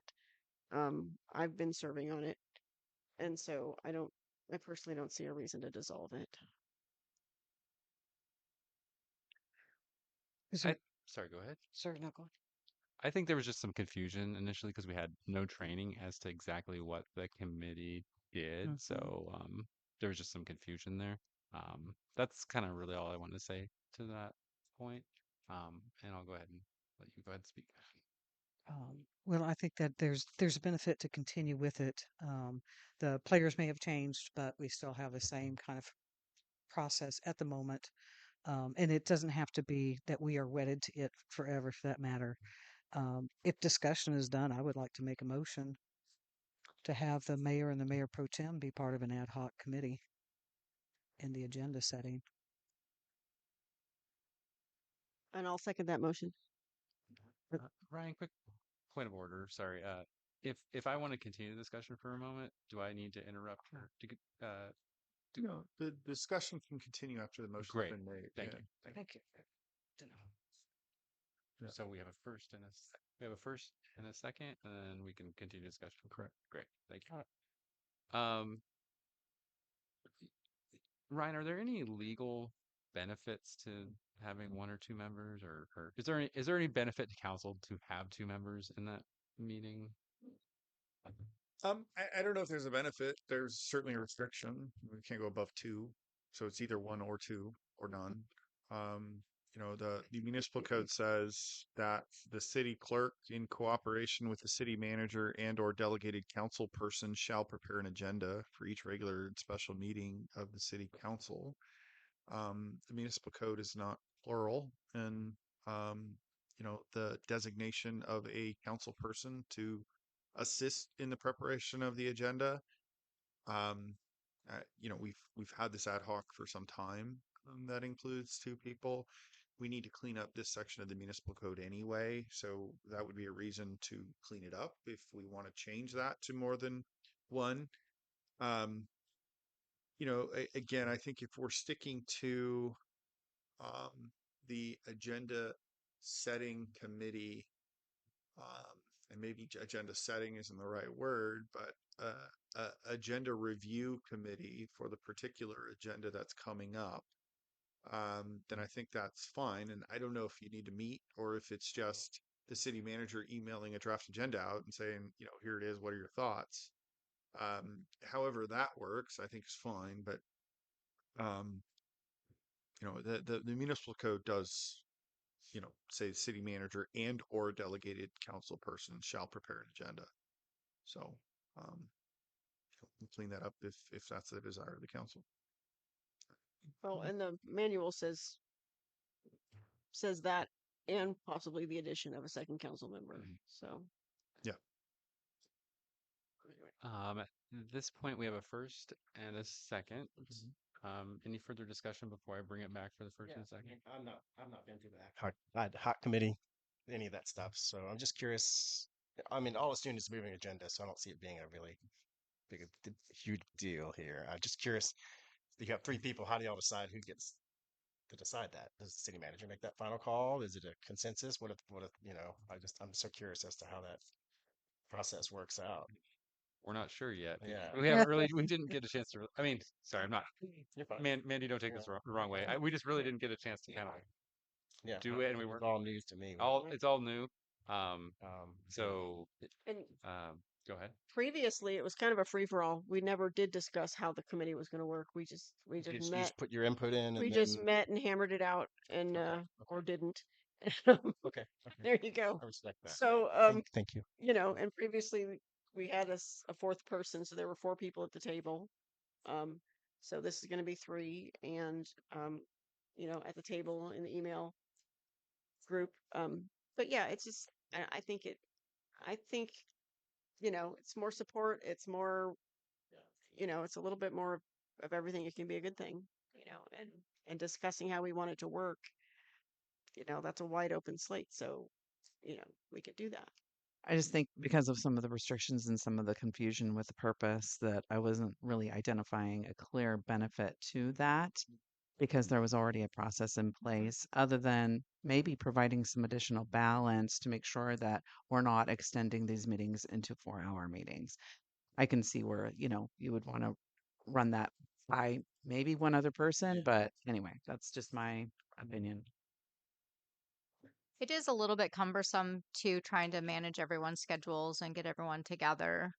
Having just one person um, does make it easier to coordinate.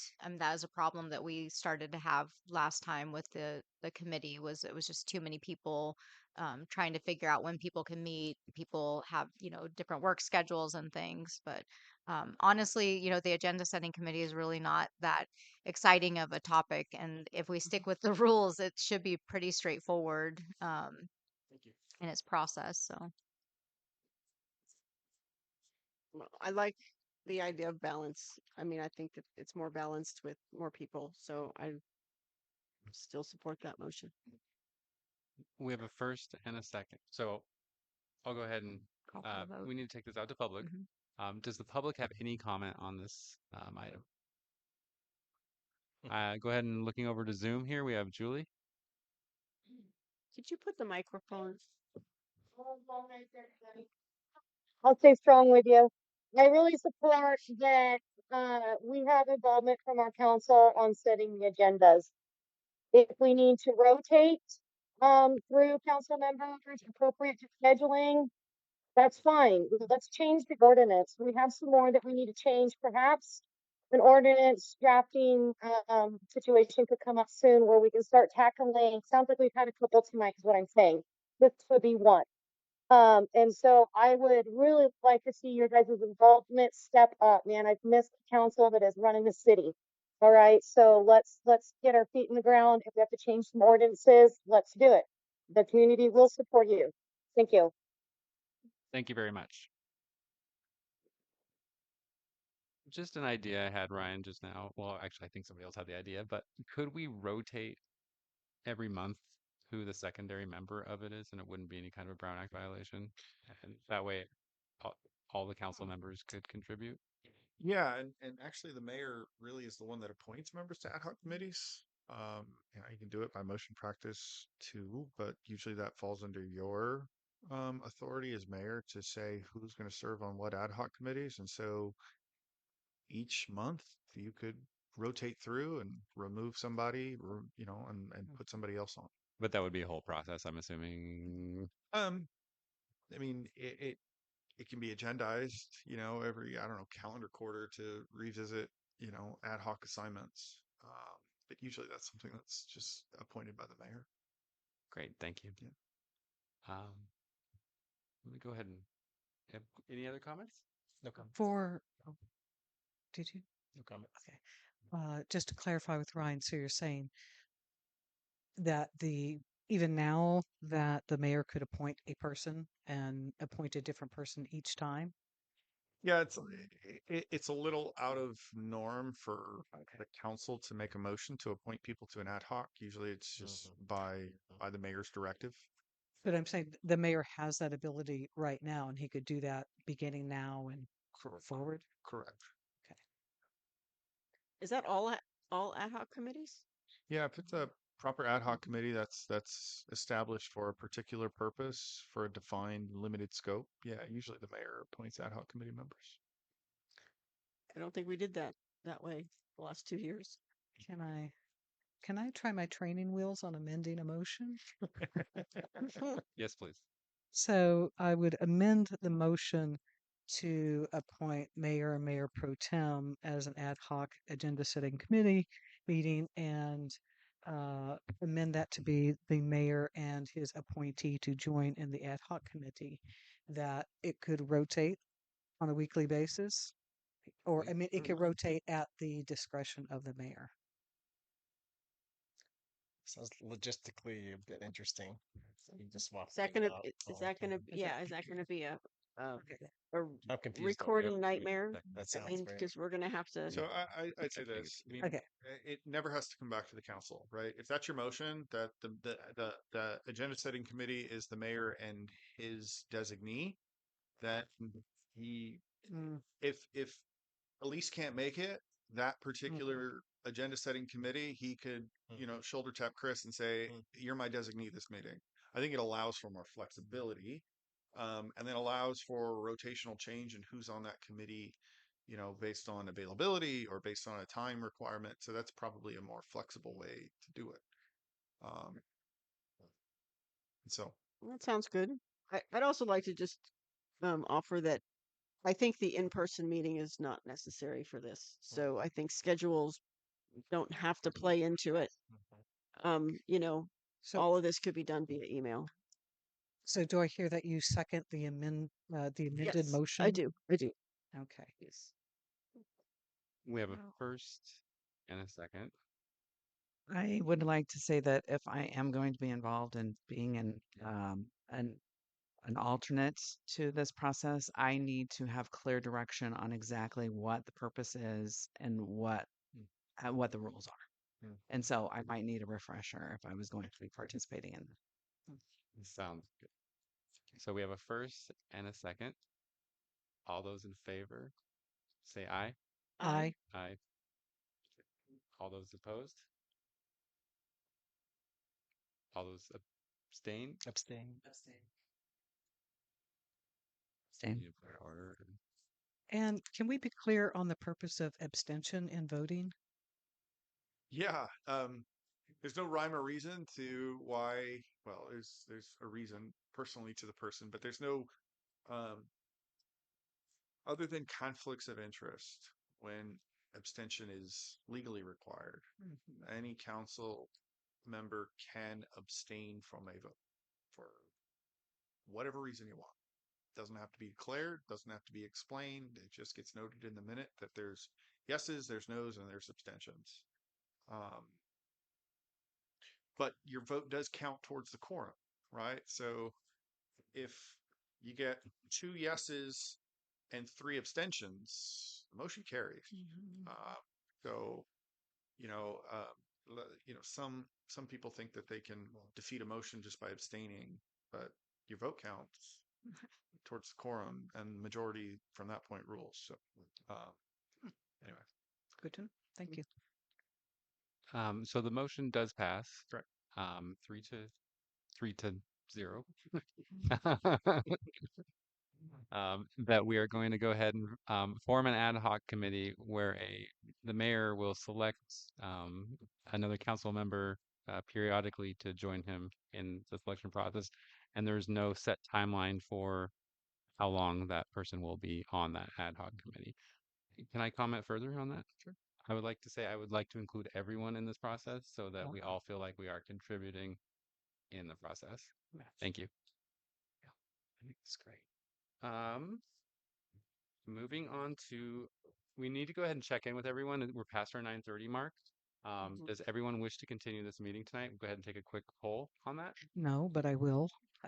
Michelle. I'm fine. So we're at correspondence and agenda. Yeah, you're on. Correct. We're Yeah. almost done. So, okay. And you? Okay, we got. Yeah, I'm fine. I just was curious about the minutes. My packet didn't have any minutes from November. Were they supposed to be in there? I'll just have Yeah. 12. I have minutes from September 24th and October 8th, but no November. I got 2 12s. Well, I got November. Oh, I'll see your 12. I'll raise I'd like to suggest that we carry the minutes over to the next meeting. Here. Can we do that? I second that. I agree. What do you need from me? All right, so we're going to go ahead and move forward with the meeting. And then you've got we're looking at the minutes right now for November. Yeah. Sorry. I just I don't know if I wanna continue these minutes to the next meeting because Okay, got it. Apologize. I didn't have all of them. Me down. And so I wasn't able to review them all. Got it. Yeah. Does that in any way delay them from being posted, or they're already posted, just not approved? Recording in progress. They won't be posted until they're approved. And it's 2 more weeks. So I think we're good. Good call. That's right. All right. Any other things items to be pulled besides November? So now are we gonna do council reports next time? Our correspondence. Yeah. Before we move Yeah. on, I mean, if the consent calendar is going to be tabled to the next meeting, that needs to be via motion. So we're tabling the entire consent calendar. Is that correct? Is there need from the city manager? so can you guys pass any of the meeting minutes? Yeah. Get past the 12. Yeah. You only have the 12? Yeah, I got 2 12s. Is that even possible? This is the. Did you guys tell the meeting minutes? I have September, October, November. I think I had the digital copy though, so I think it was everything. Let me But make you had sure. all of them, but just with an. I think so. Because this Let me is check the it. original, and they're all here. I'm not understanding how that happened. I just took the clip off this thing for the first time tonight and it's not here. So I didn't lose it. I have 24. That's all. Yeah, that's what I Or copied 12. from. You have my 12. Here. So does everyone have the September 24th, I do. I do. October 8th? I do. I don't have September. I don't have October. I don't have September or October. I do have November, but it's digital, so Okay, I don't even know how that can happen. I copied from one single packet for all of you. That is. The printer ran out of paper. Okay, well, I will make sure that the packet is complete for the 28th. Should we finish the 12? Or no, you didn't have 12, so that's going to No. So we need a motion for next. I'm sorry. So I would like to make a motion that we continue the consent calendar or consent agenda to the meeting on the 28th. Second. All those in favor say aye. Aye. Aye. The motion passes unanimously. I apologize. I think we skipped item 9. Is that correct? Yeah. Yeah. Sorry about Yeah, that. we didn't have any. We didn't have any correspondence. Great. Thank you. So go ahead and close that out. I forgot to open up for public comment on the consent agenda. Do we need to? No need to. Thank you. Reports of council and staff. Item number 11. Do you have anything for us? No, I provided you guys with Great. my city manager report. If you have any questions, I can answer those. I don't have anything else to report. I missed a fire department meeting that hopefully somebody went in my stead. Chris. I would like to talk about the protocol of missing appointments And because I missed notifying. Parks and Rec as well. Oh, it actually was canceled. Oh, Yeah, Oh. there I've was done no that twice. quorum. I've missed two ones Yeah. that were canceled, so I should just keep my mouth shut. But going forward, it's the onus on us to contact our alternate. Yeah, I mean, you can always contact I would let myself the or the city city know clerk. first. Yeah, Yeah, of and then course. we can try and make those outreaches too. But if you guys have each other's information, Okay. that'd be great too. Okay. That's, I just have everybody's email, so Yeah. that would. yeah, that would work. Okay. So a quick poll with everyone, not a vote, but I am okay with receiving a phone call from any of you if we're alternates or primaries. That's my day. Is that the Me as same? well. Okay. Me as Sure. well. Yeah. In fact, I prefer a phone call or a text if you need me to step in for you, because I might not see an email in a timely fashion. That's probably a safe bet to use the phone. Yeah. Great. Right. It's usually I last just need minute. Yeah. Yeah, we need to. Do you guys prefer I tell you about the meetings I went to now, or wait till the next meeting? now. Great. All right. So I'll be quick. Arts and Heritage Commission meeting. We discussed bulbouts at various roundabouts potentially, potentially one on Hartman and potentially one on First and I Streets. We explored options of mosaic sculptures and other medias potentially. We reviewed signage options. We discussed mural possibilities on local buildings, including different themes, both art and Botawat and sorry, Mandy, what was the other one? I'm really sorry. I'm sorry, I was Yeah, it's writing. okay. Don't worry about it. Okay. Anyway, we discussed some mural options. Oh. The Chamber of Commerce meeting, we discussed sorry, my notes are a little bad here. So basically, the Chamber of Commerce is kind of in a rebuilding phase right now. They're trying to check how many members they have. They've been auditing a list recently. Um, they uh, they are also they announced that there is a Folklife Festival and St. Patrick's Day dance coming up in March, correct? Yes. And discussions of a possible barn dance as well. They mentioned plans of a bingo event in April. They're working on logistics for children to attend and potentially adult beverages. Um, they discussed the need that well, they talked about having a town announcer at the Annie and Mary Day Festival and potentially having some rodeo events as well. They explored potentially having more city venues open, and they also talked about changing the sign potentially up as you enter the city, but they're not sure if they're going to do a rehabilitation on it or what they're going to do. And they're also hoping to begin working with the Economic Development Committee as well. And they're looking at the website, upgrading that potentially, or making some modifications to it. That's all The I got. Chamber of Commerce website?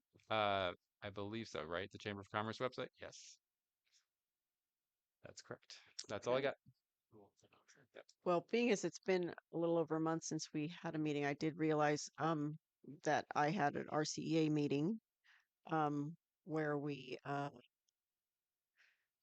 went ahead and approved that RFP that went out for battery storage, and we also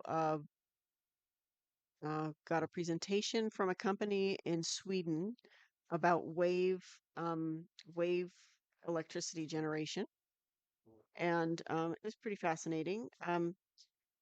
They The West Coast apparently is one of the most dependable and highest generating areas for wave power, and they are putting in a generator up in Oregon, and they asked RCEA to offer a letter of support, um, and so RCEA will be just part of this coalition, which is a bit of a experiment to test this technology. Well, the technology is already in place in other places in the world, but um, but it's going to happen in Oregon, and I think it's pretty exciting. So that was kind of this new technology, exciting thing that happened, and the rest of it was pretty straightforward. All right. Okay. Go ahead. Humboldt County Association of Governments. I think that was just 2 nights after the drawing, the tiebreaker. So um, it was good. They did show the transportation, the same presentation that we had here locally on transportation. So it's nice to kind of see the genesis of so many ideas that come through here, beginning in that organization as well. Um, so I look forward to another meeting. I think this coming Thursday. Mhm. No. Any other reports? Oh, I forgot, public safety. So, and by the end of this month, we don't have a quorum for public safety. We're down to 2 members. So, if anybody has anybody they want to encourage, that would be good. Public Safety Commission. Also, Arts and Heritage is down to 2 members, I think. Well, no, actually, they have plenty. Sorry. Yeah, They we have, have 4. oh, they have 4. Okay, good. Never mind. That's it. And Chamber of Commerce could use some shout out as well. They need Oh, some yeah. membership as well. Okay. No other reports of council and staff? Do we need to take public input on that? No. And we're on to future agenda items. So I'll let you guys go ahead and explain what the process is here. Yeah, I think, traditionally it's been kind of a free flowing discussion as to what things individual council members would like to see on the agenda, which is okay. My concern is that oftentimes the discussion of adding something to a future agenda item becomes a discussion on the item itself, and it wasn't agendized. So I think the idea would be, if you have a future agenda item that you're going to request in advance, that can be submitted to the city clerk to be listed on the agenda as, and your name could be put next to it as a request that you'd like to make. If not, I'd just ask that the discussion be kept very simple. I'd like X, Y, and Z to be on the agenda. And I think we should refrain from a discussion as to why or what, or, a discussion on the substance of the topic itself.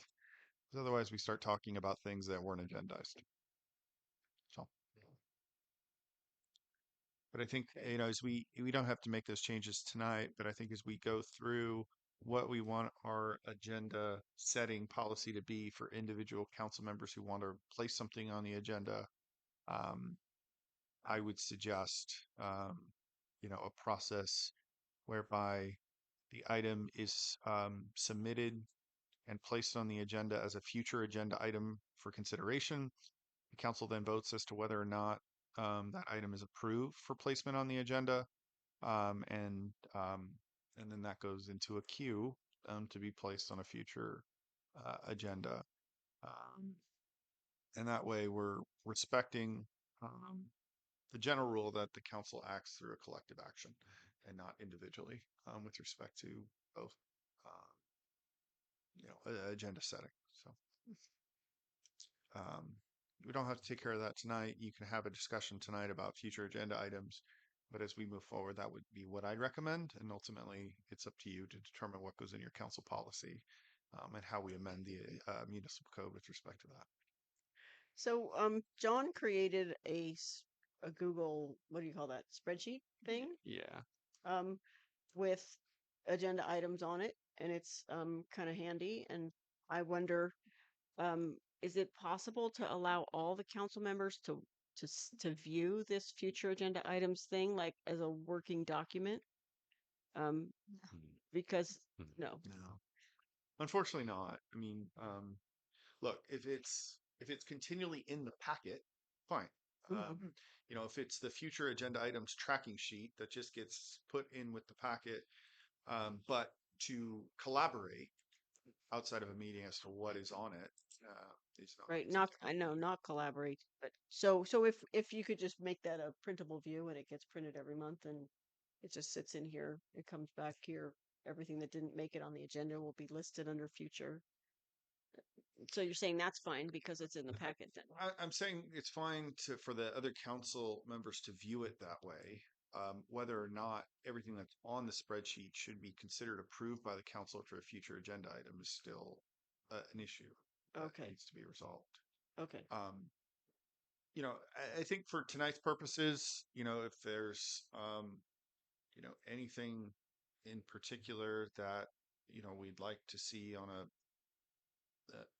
another agenda, whether it be 2 weeks from now or a month and 2 weeks from now, I think that'd be the time to do it.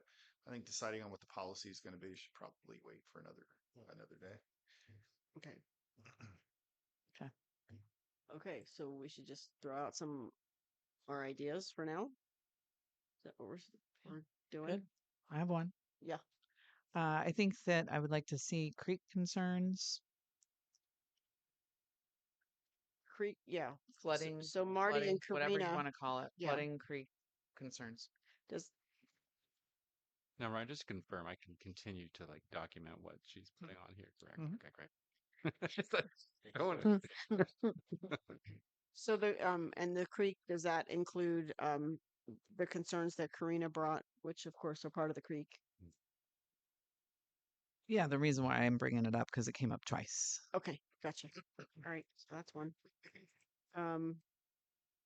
I'd like to put the fireworks issue on the agenda, not necessarily on our next agenda. I don't think that's super urgent since 4th of July is a ways off.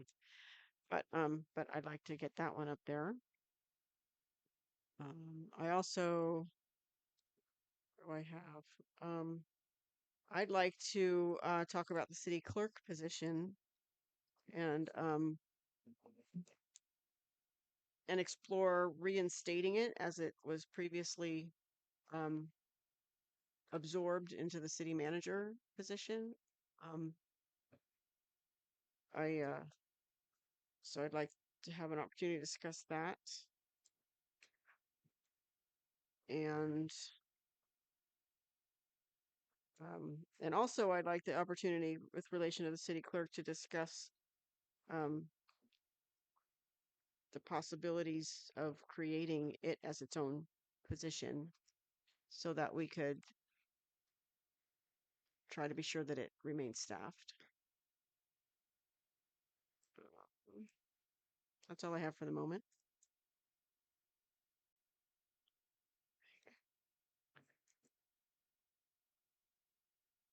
Any other ideas, Councilman? Do we go ahead and can we pull them together and like vote on them, or what would be the best process here for this? Like, I think until we develop what the policy is, I think we stick to what we've done, which is, these are suggestions as to things that you'd like to see come up. so we are not taking like voting on these right now. I would Put them on the agenda. that hasn't been our process, and I think until we codify that process, it's probably, we just stick with what we've done. Well, while I'm on a roll, I'd like to have the formation of an ad hoc committee for law enforcement, formation of an ad hoc committee for power transitions, and formation of an ad hoc committee for the power plant property, not exclusive of power transitions.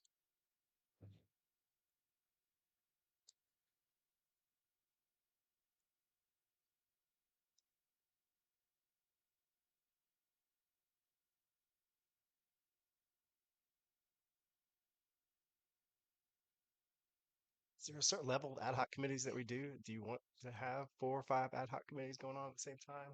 What's the process there?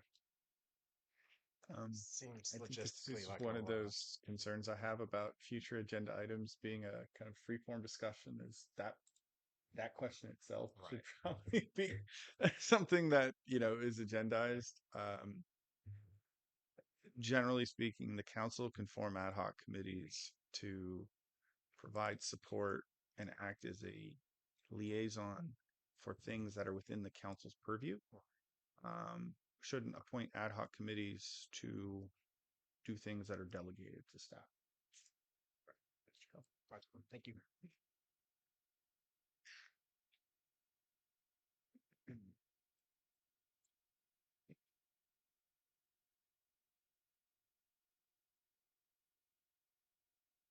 Any other Well, just items? no. I thought, are we just spitballing here as we go? Wish think so. listing it.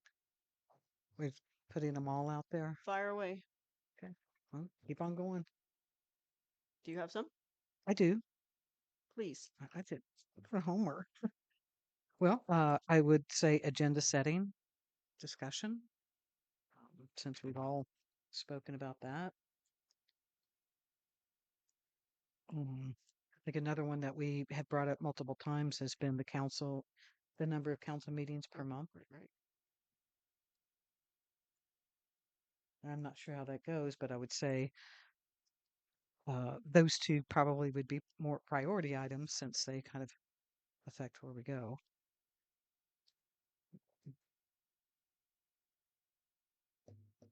So would your agenda And setting topic also include forming guidelines or protocol for setting the agenda for the committee or I think just keeping it really broad on how this council wants to go about establishing an agenda and getting that through the process. Fair enough.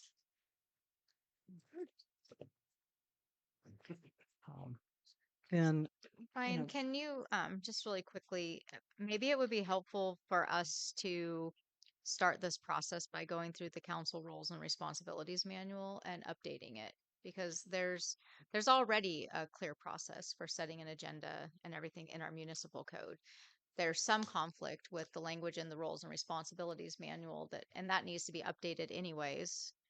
So talking about and discussing changes, you're really talking about changes to the Muni Code, which is through an ordinance process. And I think we should be looking at getting everything consistent before we go through and start changing things.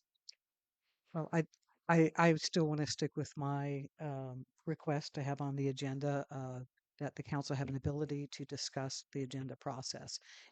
I certainly agree with you that the roles and responsibilities, the protocol manual, is due for an update, but I don't think that we have to plunk it all together before we make any progress on the smaller part that we just had a long discussion on tonight. Yeah, I'd say, Fortuna just went through probably a 6-month process when they updated their council manual. There was an ad hoc committee that was appointed to work with the city manager to bring back recommended changes. Council, um, the ad hoc committee and the city manager worked on that. They prepared some red line revisions, took it back to the council, and it was adopted. As part of that, it included things such as preparation of the agenda, how council members can request items be placed on the agenda. In our circumstance, if we're going to be amending the municipal code, I would like to have a guidance from the council as to what the council protocols are going to be, and then I can bring back municipal code changes that are somewhat consistent with it that still allow flexibility.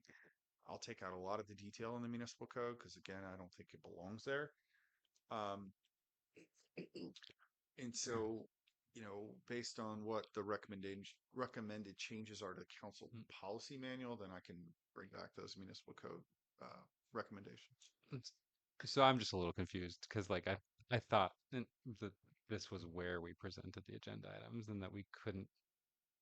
Is that what that's what No, we're and doing, right? I'm not. We wouldn't change that.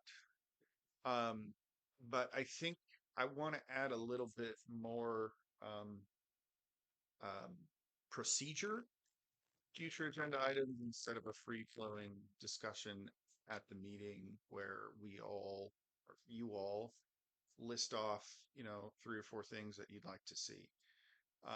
I'd like there to be kind of a more formalized how items are discussed. And an approval mechanism through which they're acted upon. And I think that's going to involve submitting future agenda items in advance so that they can be listed on the consideration of future agenda items on the agenda, and then we go through those instead of getting to the meeting and we all just start throwing stuff. And that's the very thing that I am proposing to discuss as an agenda item for our next meeting. Not when we're kind of tired and do that. So whether it falls under the policy and protocols or we just kind of dive into that one specifically, that is one of my requests. Ryan, could we not propose it? Could we not have someone propose an item and then essentially someone then be like a majority vote on it and then move it forward? Is that not a valid way to do it? So my concern is that we're taking action on things that aren't agendized. Okay. Right? We generally agendize future agenda items, but then when we get to that point, we're throwing out things that weren't agendized. So if those items are submitted in advance and they're on the agenda, there's a concrete list of items that the council is going to be considered to request. Mm-hmm. And then there needs to be discretion in there for timing, appropriateness, and screening of the particular items to make sure that they're appropriate to be placed on a future agenda. So those types of decisions will need to be built into the policy. You know, it doesn't need to be a complex policy, but I think it should be a policy that comes back to a future meeting. I would appreciate a very clear path on how we do this and have it be uniform. And then, because like right now we have like 5 different ways we can supposedly do this. And I think, I think we've tried to work within what documentation we have here to get things done. And it really seems like every time there's this roadblock in our way. And again, I want to do it the right way, the fair way, and then make sure everyone's voices are heard. We do it clear, have a clear path, but I just want a path to get there, if that makes sense. And I'd say the issue you're having with the future agenda items is not unique. The more and more public entities that put on future agenda items, the more and more public entities are regretting putting on future agenda items because it becomes free flowing discussion. It becomes a pretty heavy burden on staff and it's hard to track. It's your agenda. If you want to keep it on there, you keep it on there. But I think we need to include some steps that allow the ideas that you would like to have considered for future agenda items on the agenda under future agenda items before it's posted. Now, we can't like obviously go into too much of a discussion on it because we don't have an agendized item on this, but like, can I ask for like, Yeah, I mean, I can put together a proposed policy. I don't know if I'll get it to you for your January 28th meeting, but certainly by the February meeting. Okay. Great. So being as we're floating in a sea of confusion right now, can we actually select some items for our next agenda, or are all of our spitball ideas just going to go into a pool and then we're going to fight about it later? I mean, I feel like we've just set ourselves up to fail a little bit. Well, I think the way we've done it and the way the public expects that you'll do it is how you've been doing it, which are each council member puts forth ideas that then go to staff to be placed on a future agenda. And until we have a policy in place, I think we should probably stick with that for now. And I have a lot of hesitation about doing motions on things that aren't specifically listed on the agenda. Gotcha. Okay. So for now, I think they should be, individual council recommendations for future agenda items. Mandy is taking note of those and can bring them forward at the appropriate time. I mean, part of the agenda setting committee is to make sure agendas are not stacked with so many items. And I think if the agenda setting is a requirement that every item that's brought up gets placed on the very next agenda, then that creates a lot of No, difficulty. I don't think that's what we're trying to say. But I think the council wants to have a say in prioritizing items so that those that we feel are, priorities get agendized sooner rather than later. Yeah, and especially for those items that need to be staffed, right? I mean, if if a council member wants to bring up an item that needs no staff work, no staff report, no due diligence, that's easier to put on an agenda than an item that requires a staff report, potential referrals out to the city planner or the city engineer. And so, there needs to be that discretion built into the policy. And I think that's where, um, we can set a step one, step two, step three, but there needs to be a step in there where there's some discretion given to staff in order to determine when and what's appropriate. So just to throw this out here, could I recommend council to consider the review of the council roles and responsibilities and consistency with the municipal code to come to a future agenda item, not this next meeting, but allow staff and Ryan to put together some proposals for you to consider so that we're not just spinning our wheels, but we can kind of bring you something forward. I've already gone through the roles and responsibilities and made a bunch of proposed changes to make them consistent and to bring them up to date with where we are currently. Ryan's been working with, he's got good information from a council who just went through this process on policy and agenda setting and all of that that could be brought forward. So you're not starting and trying to just figure this out from ground zero, but you have something to base some discussion on. I can tell you I won't be able to have all of that done by the 28th. There are also some bigger ticket items too, the housing element. You'll have your financials, your accountant will be here to talk to you. We've got, just a few cleanup items. We've got some council appointments and different things too. So all of those have to be facilitated. So some of these, just are going to take a little bit longer. But I think as staff, I think that would be more appropriate. And I think we could provide you with better information if we have a little bit of time to bring this forward.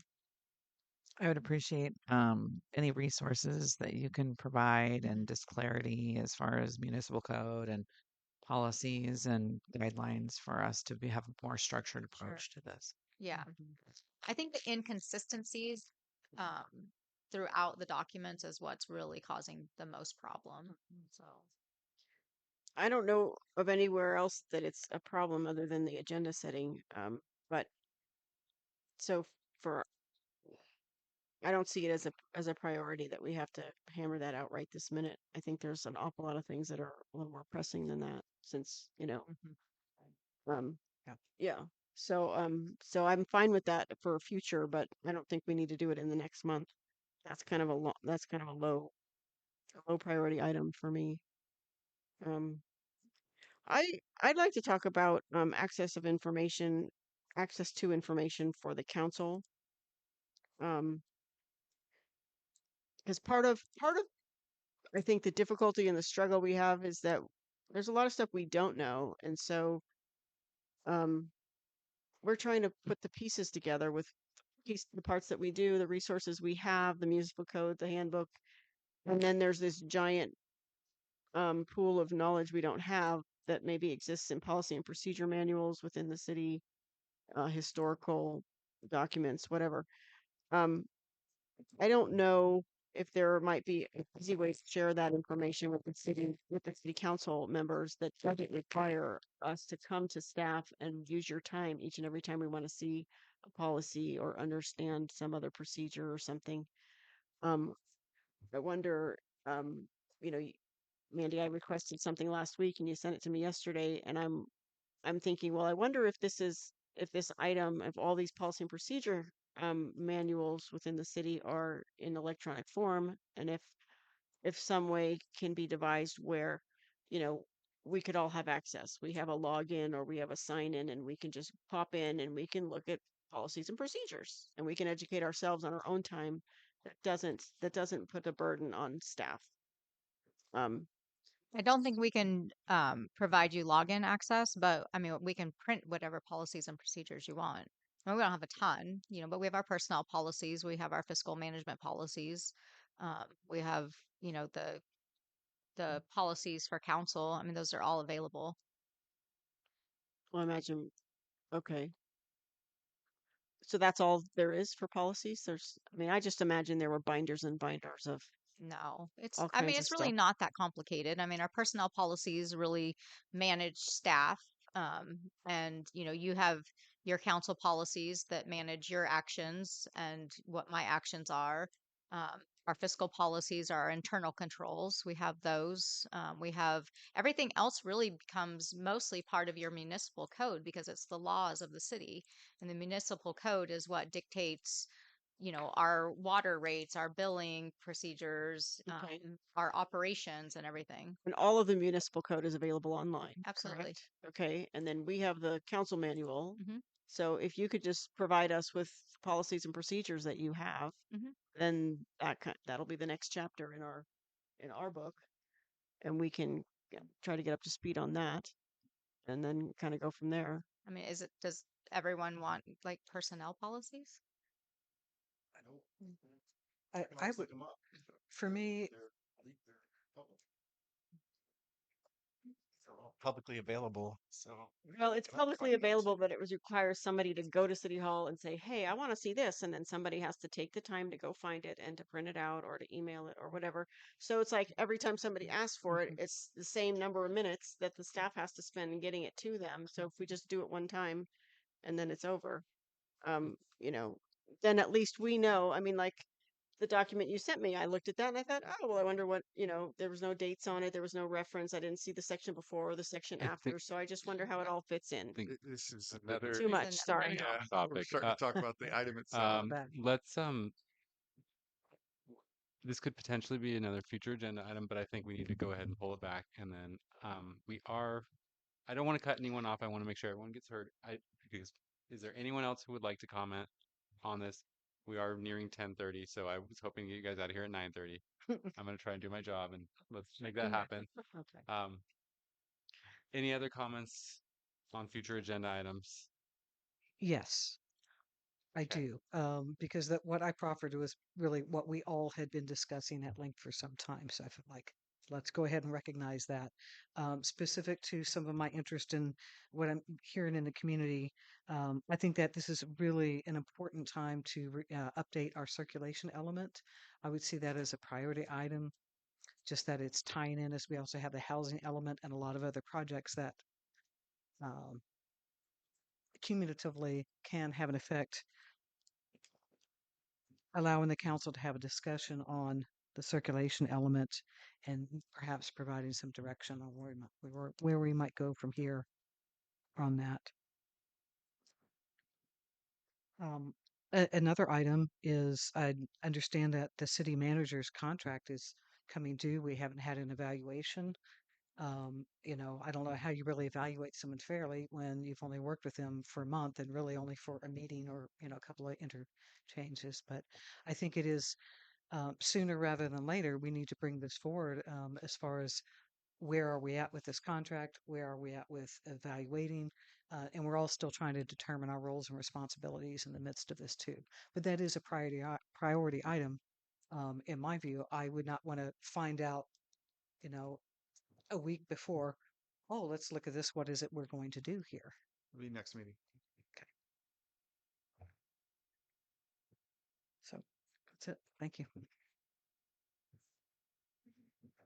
Any other future agenda items? Hearing and seeing none, do we need to take it out to public for discussion? Nope.